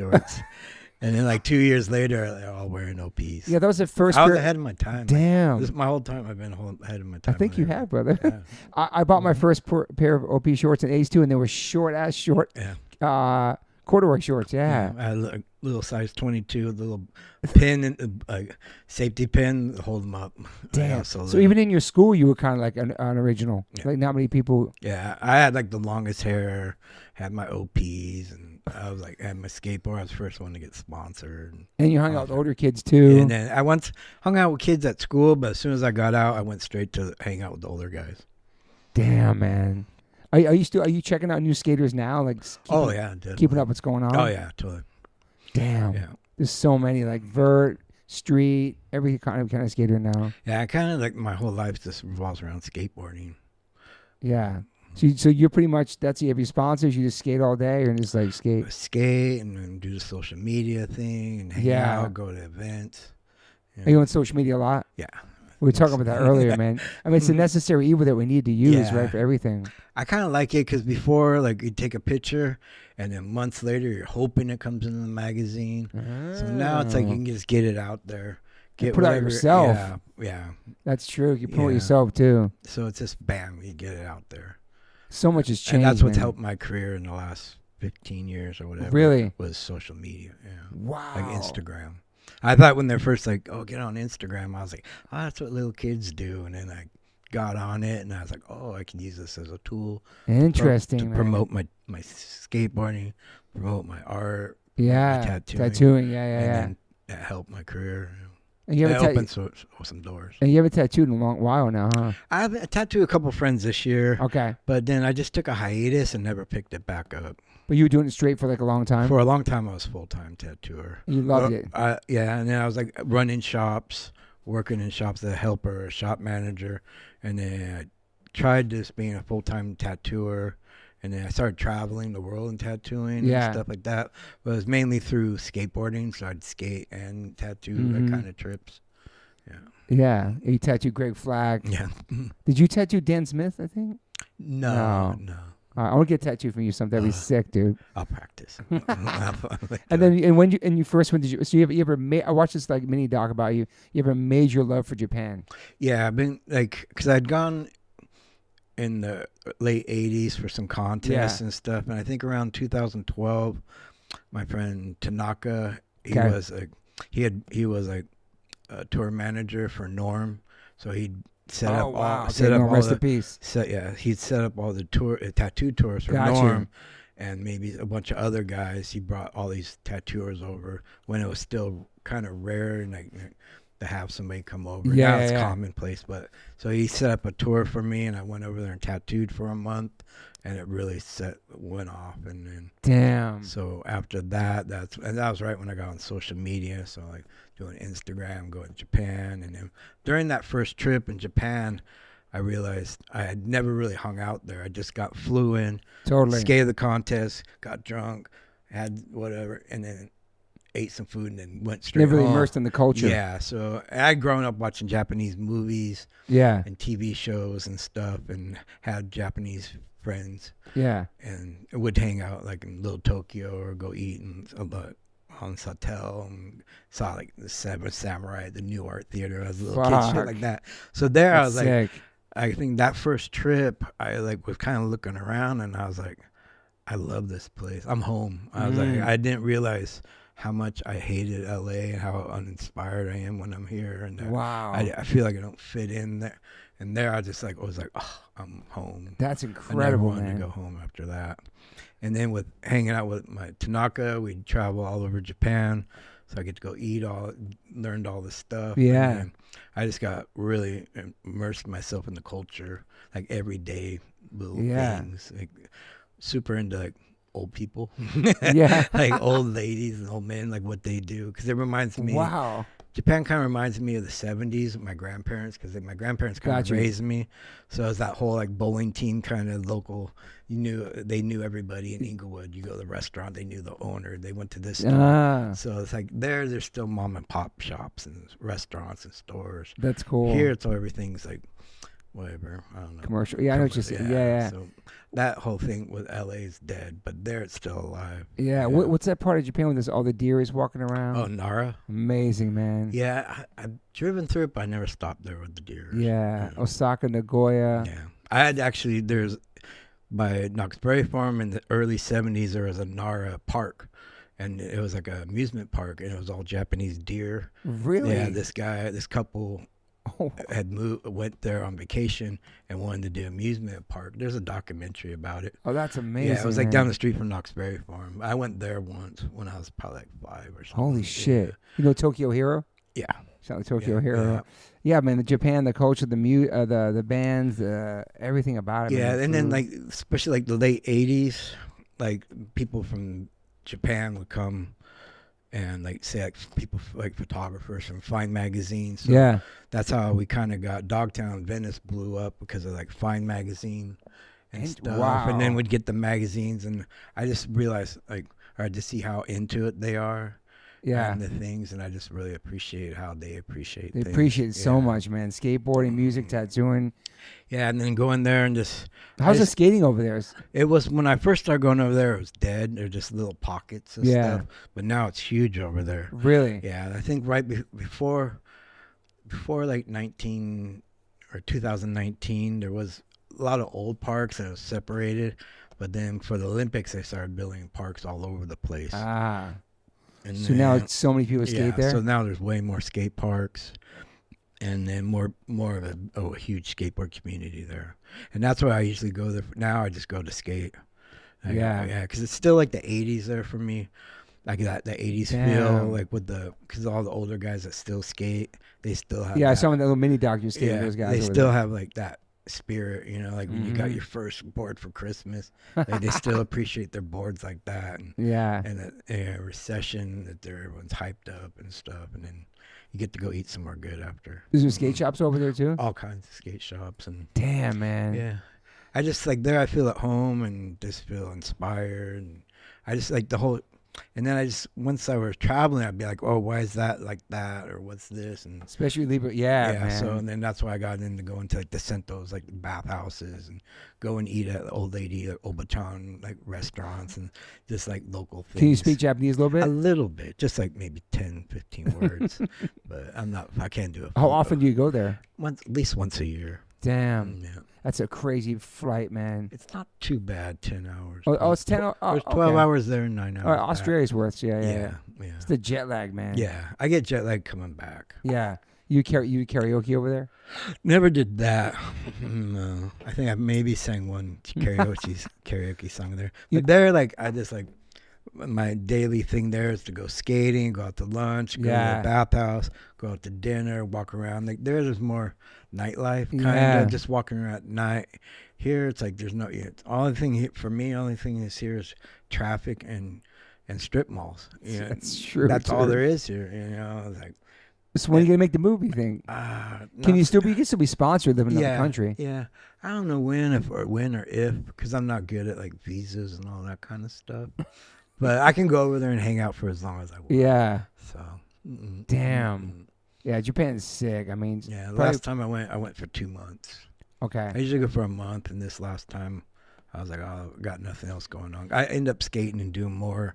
But dude, August do there here. is fucking brutal, man. Well, that's what happened. I fucked up, and I was supposed to fly home like mid-June. I was like, I'm gonna stay another month, and then right then the summer hit. It's the most brutal for the listeners. August is the most gnarliest, muggiest. July. Oh, God, It's I was brutal, dying. dude. Yeah. You walk outside, you would sweat, man. It's Sweat. just, it's I was so like, I rough. can handle the humidity. I was like, I cannot handle humidity at all. It's brutal, Yeah. man. That's the Yeah. only thing. Was the winters nice there? I haven't really I been don't there. know I the always go winter. like October and Okay, November, yeah. right before. I haven't been there when it snowed. But yeah, you say you know Hikaru and Bounty Hunter and all that? Yeah. Best, dude. Yeah. Doing that. He's been doing it for a long time, man. Yeah, so I've always followed the scene like from Yeah. all those years from looking at like Fine magazine and Yeah. stuff. I just appreciate how they appreciate things like Yeah. the guys from Double Taps and Neighborhood and all that whole Yeah. stuff. Man. You remember Warp Japan magazine? Yeah. I was a big. Oh no. Yeah. Yeah. Yeah, man. I have been there a long time. I need to go back there. We Yeah. played like 10, 15 years ago. Have you been to like shows over there? Like seen like American bands play? Last time I was there, I seen Tommy Guerrero play his band. Nice. It just ended up being in the smallest town I was in. I saw Oh, that's Tommy cool. play. He went off. And then I seen Bobby Brown play there one time. Somebody had an extra ticket. How was that? It was Probably actually killed it, pretty man. You good. got hits, He was bro. going off. But Wow. I've never seen any like other bands there. Yeah. Bobby Brown Japan's got to be I big, saw man. that. And then I went to that Green Room Festival. Uh-huh. It's like in Yokohama where they have lots of bands play there. But That's I cool. never seen any really other. I know as soon as I leave, I'll remember something. But yeah. No, so many bands go there, man. It's cool. We were there one year. We I think the Foo Fighters were playing or something. I don't know. We had a crazy show there in 2002. It was H2O, us, Dancehall Crashers, Dog Eat Dog, the Bad Brains, and MC Hammer and De La Soul. It was one show. Jeez. It was so crazy. Everybody was totally jet lagged, and like De La Soul played the same song twice. So like sitting on the amps, they were like sitting on their stage. It was so tired. MC Hammer and all of his dancers. It was fucking weird. I'm like, and like Bad Brains played like at 4 a.m. Oh, It was crazy. It was a crazy show, dude. All the kids like falling asleep on the barricade, and then we weren't gonna watch, and then we saw HR come out of the elevator like he was like floating. We're like, fuck, we're gonna go watch this. It was just a crazy. Japan has the craziest shows, dude. Yeah, just for some reason, never gotten to too many shows there. Yeah. All right. But you're there. You're there not to see the American bands. But like, I'd want to go see bands. Yeah. And then lately, I've been going to see more bands than ever. Oh, here too? Yeah. Nice. Been on one. Yeah. Going to shows and stuff. Like, Yeah, they've been going to a lot of shows. like just hard I- punk shows. Yeah, everything? hardcore. I just Nice. saw Circle Jerks play for Keith's birthday. You went to the Palladium one Yeah. for a 70th. Yeah. Damn, I wanted to see that. That was super sick. And I just went and saw Off's. Well, didn't just go, but Off's last show Okay. in LA. I went and saw that. I went and saw the Spits at Alex's okay. Bar. Now, they became like my favorite band right now. And then Called the Spits. the Spits. I heard that name, yeah. They're super good. And Did you ever play music or want to play music? No, I always wanted to be. I wanted to play music so bad. Yeah, I could. Just never did it. Never did it. Like in high school, my friends had bands, and I'd show me like how to play a couple of things on the bass. Like I play Louie and like Nice. Shut Down or something. But I never got lessons. or Yeah, anything but like always that. loved music, huh? Yeah, I always fantasized like, the battle of bands in junior high, and we win. You know? We blow everybody out the door. You know? Fuck. Yeah, but you had a different route, man. This is a different road for you, Yeah. man. Skateboarding. Yeah, I man. wish I would. I really regret not being a musician. Because Really? I listen to music so But it's not much. too late for you to take guitar lessons or something. I know. But I'm just like a bad learner. Yeah. Yeah. Fuck. So no college for you, nothing of that shit. Oh, no. It was just skating, bro. Just skating. Damn. Barely graduate to skate. That's it. Yeah. But life was easier back then. You know, Mhm. gas was $1. Fucking my apartment room I was renting was $300. Fuck, I worked at a dude. deli, so I ate free all week. You know. Damn. Now it's like too gnarly. And then what was your first tattoo you got? I got like a little tribal tattoo in that was the '91. Oh, that was the shit in like the an 90s, Indian bro. tribal, and then I got my old English name, and then Nice. I got the same shit somewhere Yeah. about. It's very 90s, dude. And then I think in like the early 2000s, like when traditional started getting really cool. man. I started getting traditional work, and then like before, like I'd go to tattoo shops in the 90s, and it was scary, like It's the sketchy, baby bro. rays and stuff, like People smoking in there and yeah. shit. So I was always intimidated, and later in the early 2000s, all skateboarders were working in tattoo shops. Yeah. So like I was like, I wasn't as intimidating. Yeah, dude. Bob Roberts tattoo shop, Yeah. Baby Ray, Juan Puente, Yeah. fucking. You've been in Spotlight before? Oh yeah, definitely. And that was the Dude. thing, early 2000 when I started getting back in wanting to get tattooed. Like I didn't realize all these famous tattooers grew up skateboarding and knew who I was. So I started collecting tattoos from them. Tim Hendricks, Classic Yeah. Tattoo, shout out. Mark Mahoney. Yeah. Damn, dude. Is there somebody you want to get tattooed by? You ever get tattooed by yet? Maybe just some Japanese Yeah. guys. Have you and got stuff. hand poked before? Never got. I've been around it. Yeah. But I never had it done. I got it done once in Japan. It was Yeah. sick. You have Japanese style tattoos too? Lately, I've been getting tons of Japanese stuff. Damn, you're preparing yourself for the Yeah. for the great disappearing after of Eric Dressen when he goes to Japan. Or just like going to the Sentos, the bathhouses with the Yakuza full body suits. Like I was like, maybe 2 years ago, I was like, just kept seeing all these bitch in full body So suits. hard, And I was like, dude. I got all this empty space. I better start filling it up. And when you're in those spots, is it just like nod to the people? Nobody's talking to each other. There's respect. Yeah, or just in your own little world, just looking down. Yeah. I get caught looking though. 'Cause Can't like it's so rad. You're in Japan. I know. There's the dude. mafia, Japanese Yakuza right With there. the mafia in the sauna, full bro. body suits, and it's just like that you just want to look at all the shit they got on them. It's crazy, like kind of out in the open they really are, but you know exactly by the tattoos. Like you might not be able to tell a gangster right now walk around the city of New York. I don't know, maybe you Yeah. could, but like that, you're like right with them. Yeah, It's crazy, bare ass dude. naked. Yeah. Yeah. There was a time where you really couldn't rock your tattoos as an American. I remember early 90s, it was weird. We were Yeah. told by the tour manager, like, oh, you can't wear a long sleeve shirt when you go in there or something Yeah. like that. Sometimes Respect. restaurants or hotels still won't let you go In the pool like that? or in the pool or they'll have maybe they'll have like a. But why is that, I wonder? It's because of Yakuza or whatever. Because they're the ones allowed to do that, or I don't know, or they don't want you to do it. You know what I'm saying? Yeah, because it has a stigma from the Yakuza. But then I think now because there's so much tourism and it's affecting tourism that they're gonna like stop having that no tattoo Yeah, because rule. everybody's tattooed Yeah. now. It's like, Yeah, it's just because like the normal Japanese person is very shy and intimidated by these Yakuza gang members or damn, mafia members, so they just don't want people feeling uncomfortable. damn. Yeah, but then you go and the Yakuza are super nice. Yeah. Super polite. Yeah. Let's talk about the salad grind. Yeah. That you invented that trick. Yeah. The salad dressing, salad Yeah. grind. Salad grind. What year was that? I think that was around 1988, Fuck. late 87. It was kind of a joke. I did it out of a joke, and then it caught on. Really? Yeah. So obviously you created and other people started doing it. It became something. I didn't think it was ever anything, and then everyone's like, "Wow!" I was like, "Nah." I was like kind of embarrassed of it for a long time. Really? Yeah.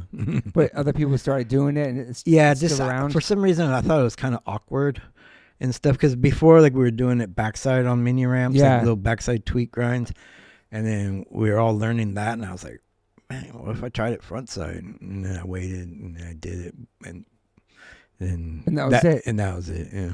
And back to this, like, there's nothing really being filmed. There's nothing very. Well, that day when I Was there? I had done it a little ones, and I was staying with Tommy Guerrero up in San Francisco, and him and Bryce had a mini ramp at this guy's house, and I was kind of joking like, "Oh, look at this trick!" I didn't even consider it a trick. I didn't think it was a trick at all, and they're like, "Whoa!" And then I think Bryce Knights was there, and he just shot photos of it. Oh, okay. And then it got in the magazine, and then Kevin Thatcher, damn. the editor Thrasher, called it the salad grind. I called it windshield wiper because it's like kind of woot woot. Yeah. Yeah, and then became something. Yeah. Fuck, man. And then in the 90s, guys started taking it to rails and stuff like that. I never imagined it being on a rail. Were you taking to rails, or other people did that? No, other people did it on rails. Yeah. I didn't. Yeah, because I still come from the 70s, so were you like fucking with the rails that much? a little bit. Yeah. I was doing like, I could rock like front side like 50-50 rails and no slide rails. But it's crazy. But not real big ones. I could. I always was hesitant. I didn't want to get hurt. Of course. I didn't want to miss out on a trip or something or a contest. So I kind of held back. I remember filming for certain videos, and I'm at this huge rail. I'm like, but then that didn't have the proper technique. Back then, we skated so fast at things. Yeah. But now if you see people doing rails, they're skating up slow, and then pop, a huge pop, and landing on it. Before, it was more daredevil, speeding at it. It's crazy you started skating in the 70s and all 2 days, and you've seen a million handrails in the series. You never thought about ripping those and grinding those, right? Then all of a sudden, people skating these things have been there forever. Yeah, and then the first time I heard about not this rail slid, or what's a rail slide? And Julian Stranger did one front side. I was like, he did a front side, and it was 3 stair or something. I mean, were you skating picnic tables back then? Yeah, we'd skate. Back in the day. Okay. But mainly ollieing up it or setting them up and stuff like that. But those sets of stairs and the Hollywood High, whatever, all that shit. Yeah, I was more into just jamming. Yeah. I just wanted to go fast and do tricks and boom. But was Steve Olson skating back then too? Yeah, I remember seeing Steve in the Legends. 70s. Ooh. Before I'd seen him skate way before he got famous. And really? He had long hair and everything.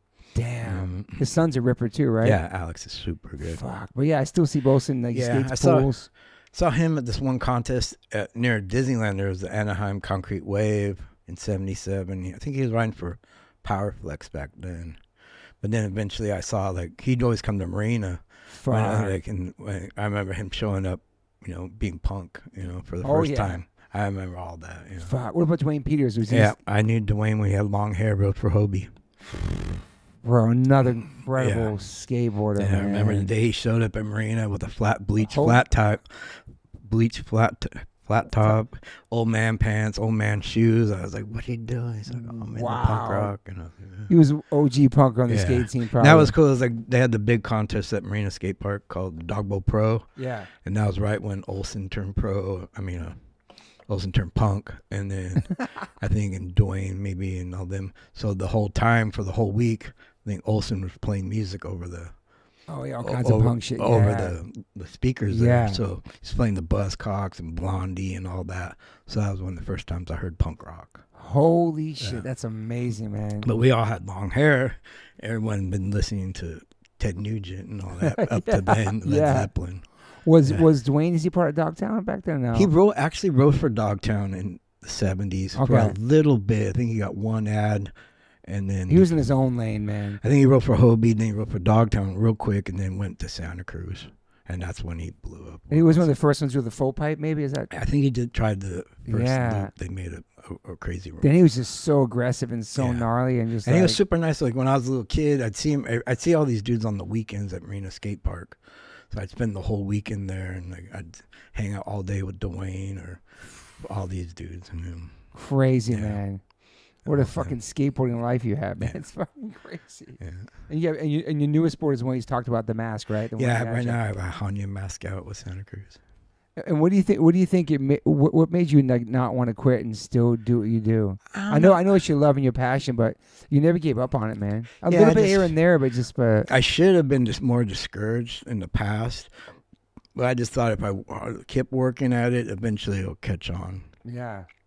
I'll get back where I never thought I'd get back to here, but then I know because you never you left for a while. You always came back. It always drew you back somehow. Yeah, I was around, but then it just wasn't the right time, I guess. And the way the industry was geared up and the direction they're going. And then you went back to Dogtown, right, around 2016. Or was there really? I think maybe around 1999, early 2000. We tried doing Dogtown again. Okay. But now Dogtown, I'm still part of Dogtown. Yeah. Maybe there's a re-release around there. Yeah, they do my reissues.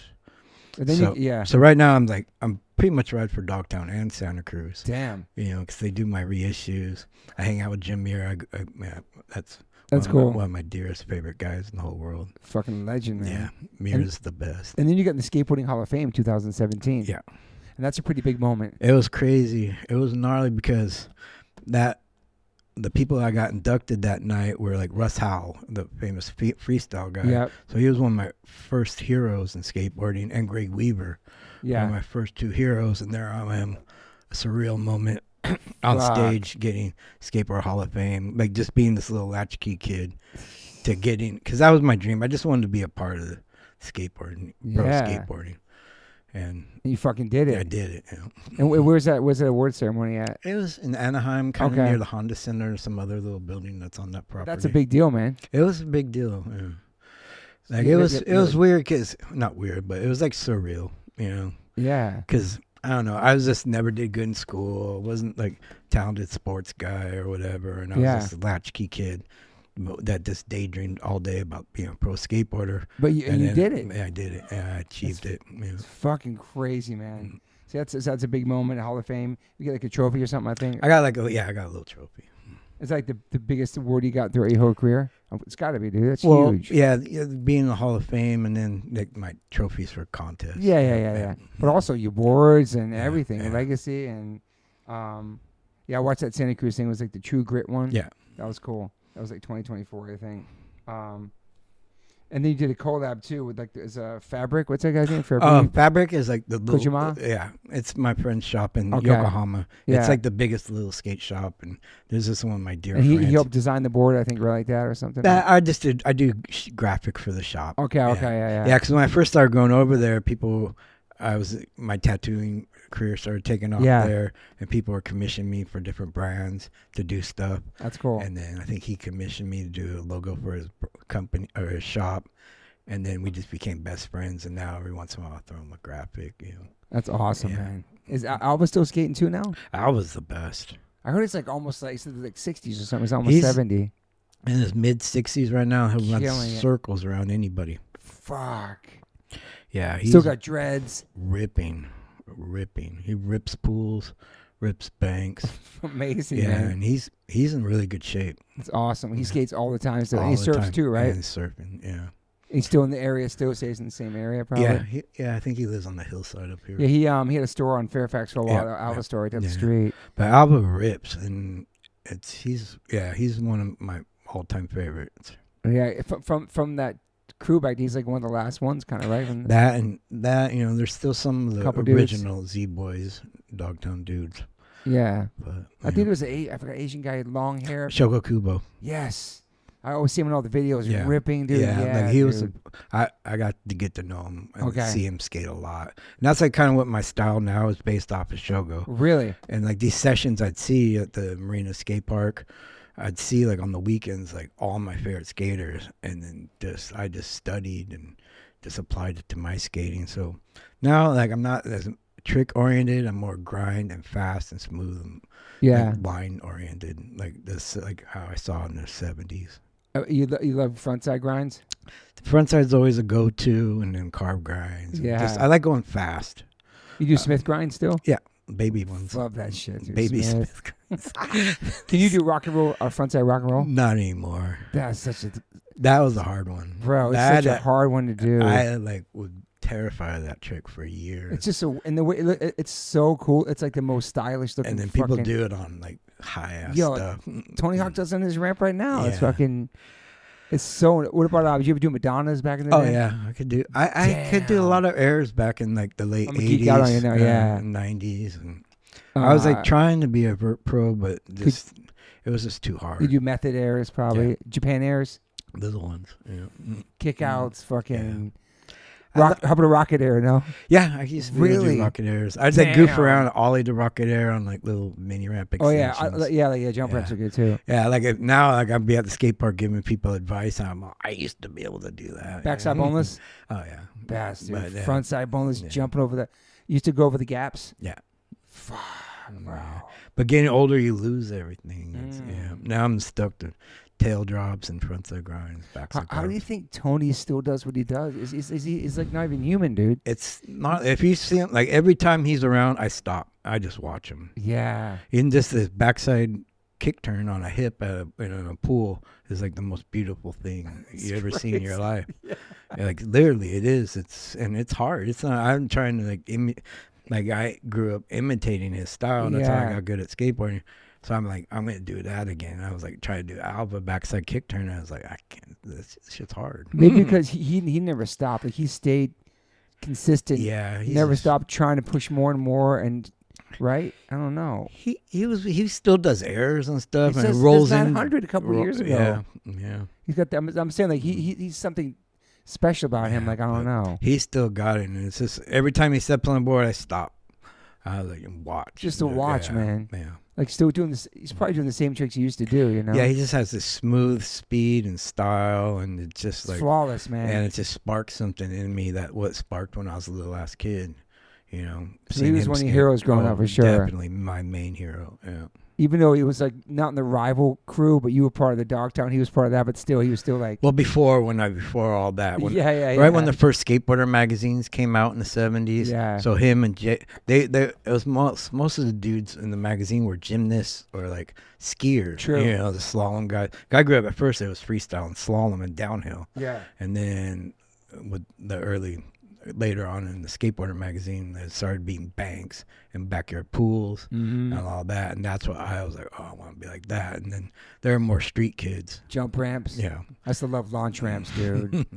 Yeah. Fuck. I was like 86 and when all the jump ramping and all that. Fuck. We should bring those shits back. It was so fun. I want to, but then I was like, I'm terrified to go off a little 1 foot jump. My knees are so bad. Like, yeah, you want to do it as long as you can do it, so you maintain everything. Yeah. Be smart. You stretch a lot and stuff. I stretch, take supplements, Eat good. Somewhat. Lately, I haven't been eating that good, but when I turned 50, I was like, I gotta get more health conscious. Yeah. And then I was like watching YouTube, watching all the pro surfers, how they train and stuff. And I was like, I should be doing that, like Laird Hamilton and the beast. Florence brothers, like how they train on their YouTube channels. And I was like, okay, I'll go in the pool and start like doing. Dude, Laird's a beast, man. Like swim, yeah. Yeah. So I quit smoking and trying to take care of myself. It's hard. Yeah, it's man. hard. Time really takes its toll on me. Especially the way you're just going hard your Yeah. whole life skating and Yeah. shit. It wasn't like you were a crazy drug addict in the streets partying either. You weren't that insane. Not that bad, but it's just back in the old days, I'd skate all day long. That's what I'm saying, yeah. So you just skate and I your wore myself bodies. out. I wore my joints out. What about the stem cell shit? You know, a lot of people do that. Yeah, and I know we have this chiropractor, Lawrence Bowser, me and Soy, and a bunch of us see. Okay. And he does cell reading. He checked my body. He said the stem cells might not work or whatever okay. on me and stuff. So Damn. yeah. So I'm always trying everything new because on YouTube or Instagram, the latest thing, supplements. So You do cold plunging and shit like that? yeah, do the cold That's plunge. so good for you, dude. Yeah. Yeah, so you're just trying to maintain it so you can do it as long as you can. Yeah, I do man. all this stuff. I spend all this money to skate for a half an hour. Seriously. And then my body gives out and it's like, yeah. So you get tired after a half hour usually? Yeah. You go hyped My all day to knees- go and then you're fucking... I come out swinging and all of a sudden my knees start giving out and I'm just like, ugh. Fuck, man. Yeah. But you love it, man. This, you can do this to the end. This is That's it. all I want to do and stuff. So. Fuck. Were you ever married before? No, never married. Damn. Yeah. You just it's just skateboarding. Your Yeah, life I've been and like a fuck- teenage skateboarder most of my life. But you had some relationships? Yeah, Never really relationship. wanted kids or nothing? No, never. It's hard Damn. enough to have. The couple times I had dogs, it's too hard. Yeah. Yeah, the I responsibility. mean, it does keep you young. We are all Yeah. big kids. Like, doing what you love, it keeps you young. You know what I Yeah, mean? I've been like pretty irresponsible most of my life. Okay. Yeah, I appreciate the honesty. Yeah, like even like getting a driver's license or doing my taxes, like stuff like that. Damn. Gnarly. Yeah, Because you just dedicated everything just to being out in the to skating. skateboarding, I know. and then I've always been shy. So it's like I always had these DMV phobia. I had this go in the post office phobia. Like, Damn. you know, Are you better now? A little bit. I got. Wow. Yeah. Yeah, because you've been like it's just been you your whole life, man. It Yeah. seems like. Yeah. But you like it like that. Yeah. You're fucking kind of, I don't say a loner because you're not, because you're friends. but Somewhat like, loner now, like my social life. I still have a girlfriend. I've been in a relationship Okay, nice. the last 7-8 years. Oh, good for you, man. And then she's great. And then, but Are your parents still with us? my dad's still around. My mom passed away a few years ago, but I still have a couple cousins and an aunt. Yeah, your dad's doing good? He's all right. And he came and seen you skate back in the day and all that A shit? little bit. He just let me do what I wanted to do. Like he'd take me to contests once in a while. Yeah. I was kind of on my own. I just somehow From a I very just, young age, yeah. man. So I kind of just went and did what I was going to do, and he just let me go. Damn, Yeah. that freedom, too. Yeah. But also, you kind of grew up pretty fast, too, like being your own, you know what I'm saying? You had like Yeah. older mind and hanging out with older people, too. Yeah. So like you were like a fucking man when you were like 9. Yeah, I thought I was a grown up. And, what's that? Did you get licensed too back then and drive early? And I think what happened, I think when I turned like 15 and a half, I got like a Vespa, and then I went to like a driver's ed, and I went to Culver City DMV and waited there for 4 hours to get my permit.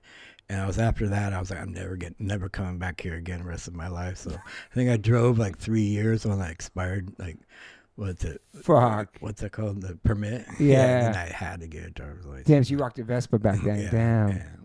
Fuck. Yeah. And now you're in the OC. You like it out there. It's chill. It's cool, yeah, because like most of the older guys that I skate with, there's way more people to skate with out there. Yeah. And it was just, we were going out there every day, almost before I even moved out there to go skate Vans. Yeah, it makes skate it, with yeah. these dudes. Skate with That was a those bummer. The dudes. Vans when shut down. That was a bum out. Yeah. Were you there that last day? Yeah. Fuck. Yeah. There was so many people skating that day, man. Yeah. It was pretty beautiful. Why'd they shut it down? It's a long story. Okay. I don't like talking Some about sort of. it. But then I I think the mall, it kept changing hands. The people that owned the mall. The original owner wanted it to be an attraction, and then another owner didn't want it. Then they were gonna tear it down. It happened a couple times. They're gonna tear it down. Yeah, throughout the years that somebody owned it, because it was in the strip mall for listeners. Yeah. That's where I met my girlfriend, at the Combi. Oh, really? Oh, that's cool. Yeah. It was there for a long time though. Yeah, It was a I was there legendary spot. I got to skate the very first session there. Damn. Like at 5 a.m. or something with Grasso and Peter and stuff. Yeah. Jeff Grasso shot. Yeah. Damn. Oh no, good. Thanks. You good? What are some of your like daily rituals? I usually just get up, have coffee, straight out, look at Instagram, maybe stretch a little bit, procrastinate the majority of the time.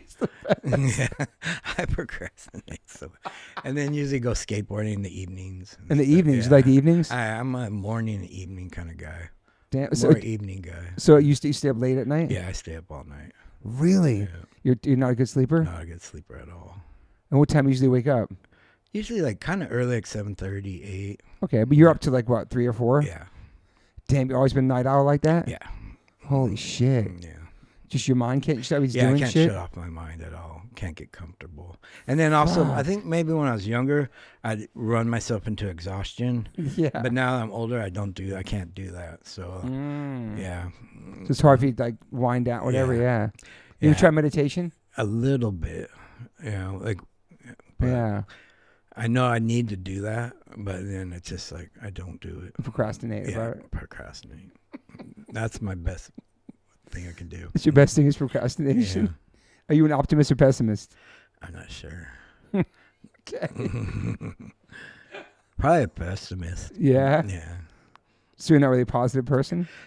I'm You seem happy though. Somewhat positive, but then I'm like behind closed doors. I'm negative as fuck. Yeah. Dude, I love Eric right now, man. Yeah. I appreciate your honesty, man. Yeah. So you've always been like that? Pretty much. Or the more like older I get. Yeah. You know, the more older it's a you crazy get, the world more, though, too, dude. Yeah. The more older you get, and the more you know, and it's like, this and that. You get grumpy and shit? A little bit. I wake up grumpy. Yeah. Yeah. You ever been to therapy before? No, I know I should have. I've talked to somebody recently and stuff, and I got my shock ass cleaned. I talked to like a medium. Okay. Yeah, once, and it helped and stuff. Yeah. But with AA, I learned. Oh, yeah. Okay. So when I got sober, I got the AA. Got you. And then I learned all this stuff. The first 10 minutes, I learned all this stuff about myself that I didn't know. Yeah. You know? And then I was like, I thought AA was a club for people that didn't like to party. Okay. And I went to this first meeting. I was like, that's me. That's me. Like, wow. Okay. So I learned how to tribe over there too. Learn how to deal with my problems and stuff. Nice. And so you were in the program for a long time. Yeah. You still go to meetings? A little bit, not as much as I should. Damn. Mm-hmm. Yeah, but you're sober for life now, though, man. The only thing I have problem is food. Okay. Yeah. That's I just all right. love food. That's all I want to do is eat. You try to find Japanese food in town? Or yeah, no? yeah. I know all the okay. good Japanese. Gardena. And you eat that a lot? Not as much as I like, I think, but yeah, my girlfriend's such a good cook. We eat at okay, home you're every chilling. day. Yeah. And then she's Vietnamese, and she grew up in little Saigon. Yeah. Okay. So like Vietnamese food's my new stuff. Like when I'm home, we usually go to Vietnamese food. Nice. Yeah. Do you have any regrets in your life? Oh, tons. Yeah. Yeah, but not that bad, you know. Yeah. Is it like skateboard career shit type shit, or that? Just wish I knew. Like that's what I was like when I first went to AA. I was like, oh, I wish I went to AA in the 7th grade. You wow. know, yeah. Even though I wasn't partying, but just that whole thing about dealing with problems. Yeah. I didn't know, or somebody to talk to, like that, like. Yeah, I got caught beforehand. Yeah, just like how to deal with problems, and I didn't have the tools. Like, did you have a relationship with your dad where you could talk about things like that? No, not really. No. Okay. Yeah. So you found it with the peers and your friends you hung out with. Those like kind of your role models and like. Yeah, and you couldn't say nothing around them or you get teased. Yeah, you have to keep that shit inside. Unfortunately, it sucks though. Yeah, totally. But now I got friends I can talk to and stuff like that. Because now it's okay to like show emotion and have therapy and talk about your problems. Yeah. But back then you fucking suck it in. Yeah, right? I'd love to go like see a therapist there. Yeah. You're very interesting. I love your life, man. It's so amazing, man. You just live by your own rules and just been skating and doing your thing. Kind of, yeah. Because when I was super young, I just didn't really want to be a part of like society. Yeah, I just was caught up in what I liked, and like I kind of grew up around all this different stuff. Like growing up, my dad was in the art world. Yeah, and then living in like where I live in LA, like people's parents or this or that, actors, musicians. So I grew up around all these different people, all these walks of life, and it's like just got. It's hard to explain. No, but that's like the punk rock mentality. You're not trying to be in society. And like I say, when I was in high school, all these friends are going off to college and stuff. I had no idea about they had their parents had their careers set out for them. Totally. Or their future, and like I had no future. And you just love skateboarding. That was your goal. That was my only option. Yeah. Wow, man. So it's crazy, man. Just how you maintained and your longevity, and then also in that perspective, like a lot of these dudes skaters went out pros, went off to do companies and stuff. Oh, yeah. So like I never had that business mind. Yeah. I've always had the creative, like doing graphics or whatever, but I never had the business skills or whatever or motivation to do my own stuff. Yeah, I wonder where they had it from too. It depends. Yeah, because there's a bunch who started companies. Yeah, right? but they were probably college boys too, and had that influence in their life. Came up a different way. I had people in my life, but no one really took me aside and really told me or whatever. The business aspect of it, of just life, Yeah, because you probably had some money back then. You could have invested or did something. Or, yeah. Did you ever buy a house back then? No, I was about to one time, but then I got scared. I was like, I don't know how to skateboard, and luckily I didn't, because a year later, skateboarding took a shit, and then And did you take care of your family with your money, or just you on your own surviving? I just did myself for a long time, and then recently I was taking care of my dad and stuff. I was trying to be a good son for a minute and stuff, help him out a little bit. Yeah, but I've been like, just like I was saying. I'm sure you're a good son, man. I've been irresponsible and stuff, but I try to be responsible with my money and be careful and cautious. And when I was younger, I might spend more money and stuff and on stupid shit. But now I try to be responsible somewhat. What was your last real job you had, like a boss? Well, besides working in tattoo shops, probably be like a shop manager. Okay, I was like a shop manager full time. Well, maybe working at the skate shops or something. Skate shop, maybe 2002, that. And then, but I worked for years in tattoo shops for a long time before I worked on the floor. That's true. I was a shop manager. I had to be there every day. That's what happened. Like I was like shop manager, having to be there every day from start to finish. Those tattoo hours, 6 days a week. Damn. Holidays, all like there's an old school style of tattoo shop like rules. Yeah. And then I think I went to Japan for that first trip and did guest spots everywhere. Yeah. Skated, made money. I came home, I was like, fuck this shit. I'm going skateboarding. Packed my shit up and just started skating full time. Damn. Yeah. What's like a latest obsession for you? Just music, maybe. Yeah, like what? Like listening to new stuff? Just like hard. I kind of like living in Orange County lately. I got back into like so many shows. Yeah, dude. like TSOL and just kind of reliving all that 80s. Like hardcore. You go to Garden Grove? No, I don't really. Venues? I just went to that punk rock museum in Fullerton. Like they had really? Yeah, they had the city museum, and then they had a show with DI and TSOL. Oh shit! So I went. They had it was a really cool show. They had like all these personal effects of TSOL all the Personal Effects of like Social Distance. Oh, that's All cool. the Fullerton OC bands. Got you. So that kind of sparked a thing. Like, yeah, and I've always loved those bands. Because you were like in Hermosa for a second too, weren't you? Because that's like Circle Jerks, Pennywise, all those bands came up. The South Bay stuff. South but then Bay. when punk rock came out, I was living in Brentwood and stuff and skating marina. And I was too young to go to shows. Yeah. But then, like, I actually got to go to see a lot. Did you see Suicidal? No, I didn't see Suicidal until later on. But I've seen Black Flag, the Minutemen, Bad Brains, Original Misfits, like all the Santa Monica Civic shows. Wow. Yeah. My first punk rock show, my dad was a fine art silk screener. He did like Patrick Nago, Roy, did Ed Ruscha, all these famous. Gotcha. He was apprenticing this guy, Richard Gerardo, famous artist, East LA artist. He did the Plugs album covers. Okay. And he had an art studio in East LA, and he'd have little shows and little parties at his art studio. And then I saw the Gears and the Plugs. Damn. That was my first punk show. And then Ricky Rackman worked at Marina Skate Park when he was 16. He worked the gate there, and then we went to Starwood and saw the Go-Go's and Alley Cats. Holy shit. Ricky Rackman, too? Yeah. Wow. He introduced me to most of my punk bands. Really? Like The Damned. First time I ever heard Black Flag was in his car. So he's legit from that world. Yeah. Wow, dude. Shout out to Ricky Rackman. Yeah. That's crazy, man. We went, So he's still around, too, right? Doing music shit? Yeah. I think he does some stuff. You know, he's on Instagram. You remember Ricky Rackman? Or were you too young? Yeah. That's crazy. Yeah, so he worked at Marina and stuff. So he took me to a show, my first like real Hollywood punk show. But in high school, like my dad didn't like punk rock. When I cut my hair off, he was super pissed because I had long blonde hair. Yeah. I think it's you shaved your head? I got like a buzz cut, and then I was super like growing up listening to Rodney Bingenheimer. Okay. Like on the weekends and K-Rock and all that, the early shows. And then high school, I got to go to a lot of punk shows. Damn. I'd always go to the Civic and stuff, or the Whiskey. You didn't like when you cut your hair and shit. Yeah. What is this shit? What is this fucking music? Oh, yeah. My dad equated it with like the 50s with like flat tops and shaved heads to like all the authority figures back then. Yeah. So my dad was more of a hippie 60s kind of like John Denver. John Denver kind of guy.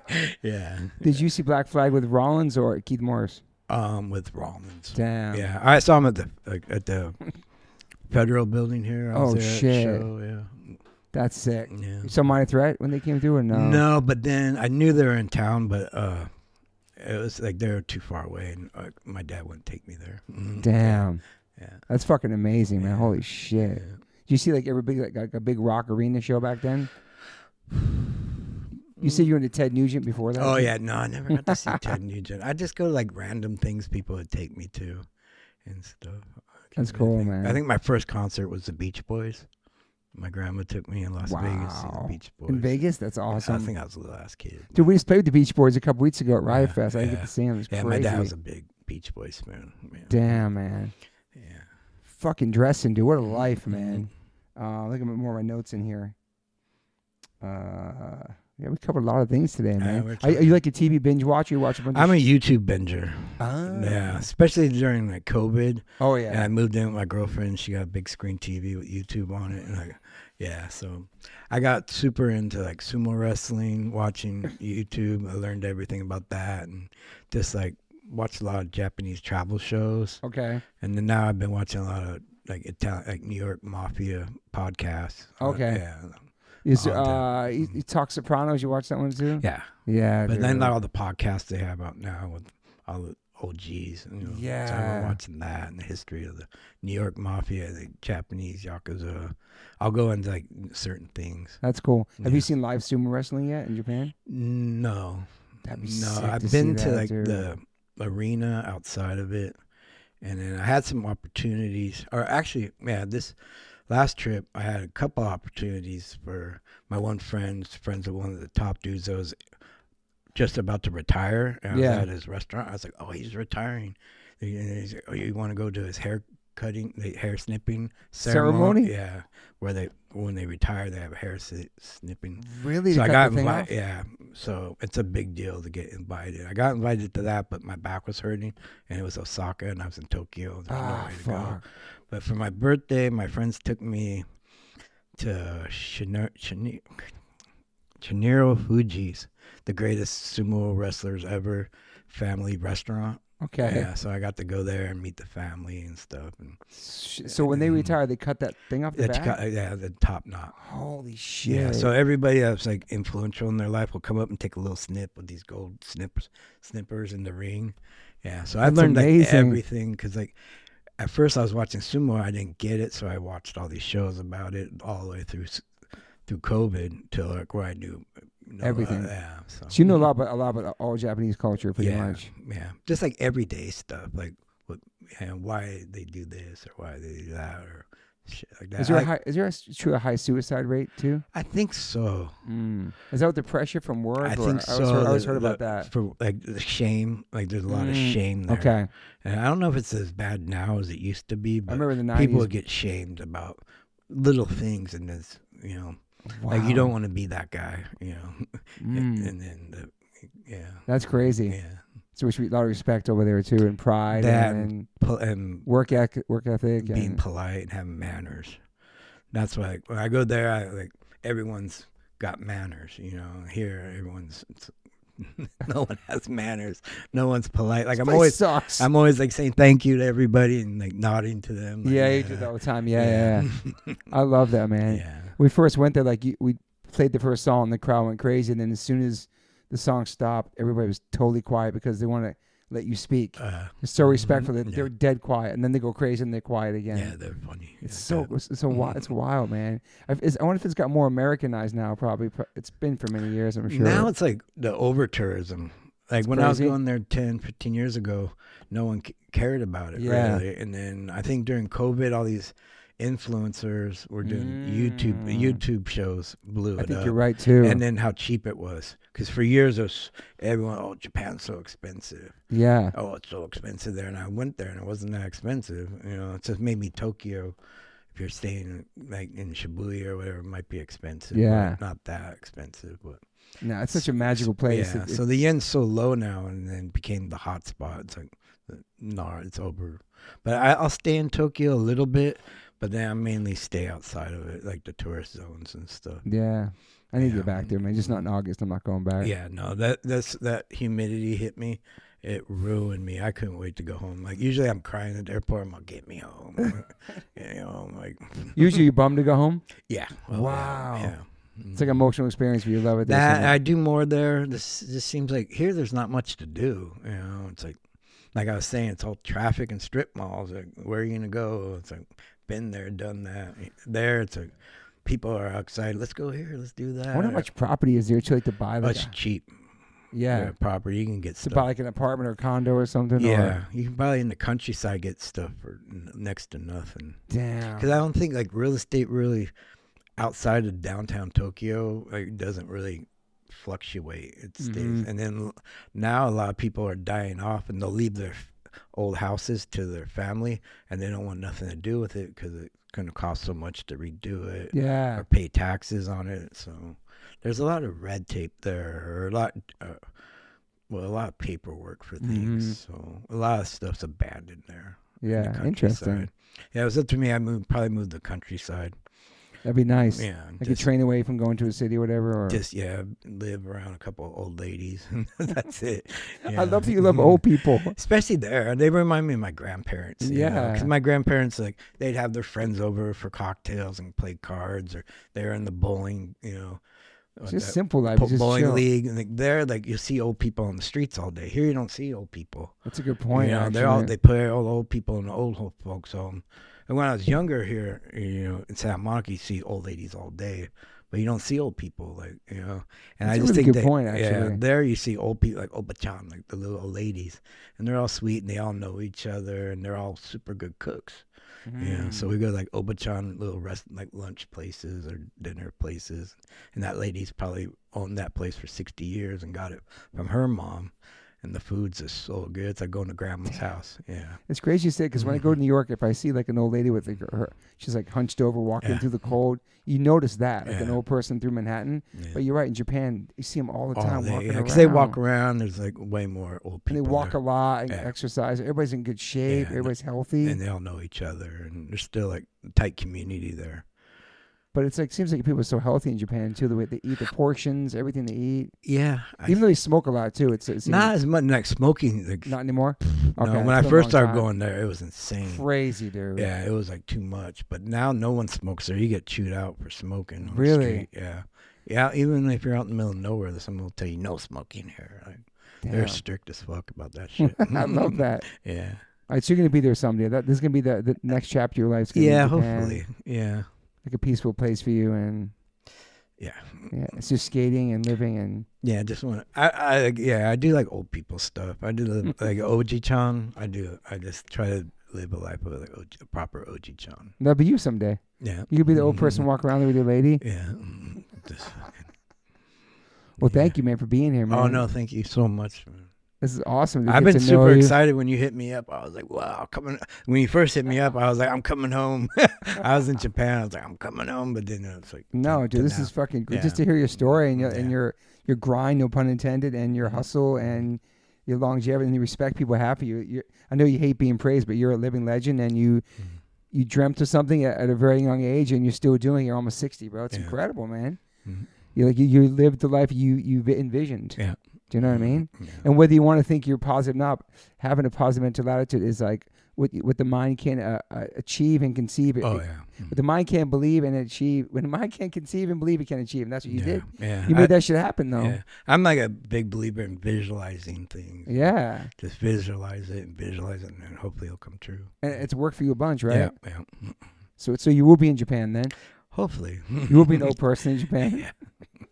Are you going to get more tattoos or no? What's that? You going to get any more tattoos? Yeah. Oh, yeah, totally. I've been getting covered up quite a bit lately on like a weekly basis. Damn. Just going in. Who's your guy again? Charles Shatab at Classic Tattoo. Okay. So I've been going to him. He's super good at Japanese, and then he's just so easy. Like now I didn't even know what I'm going to get. I'm like, wait, put something here, and he just kills it. It hurts a little more when you get older though, huh?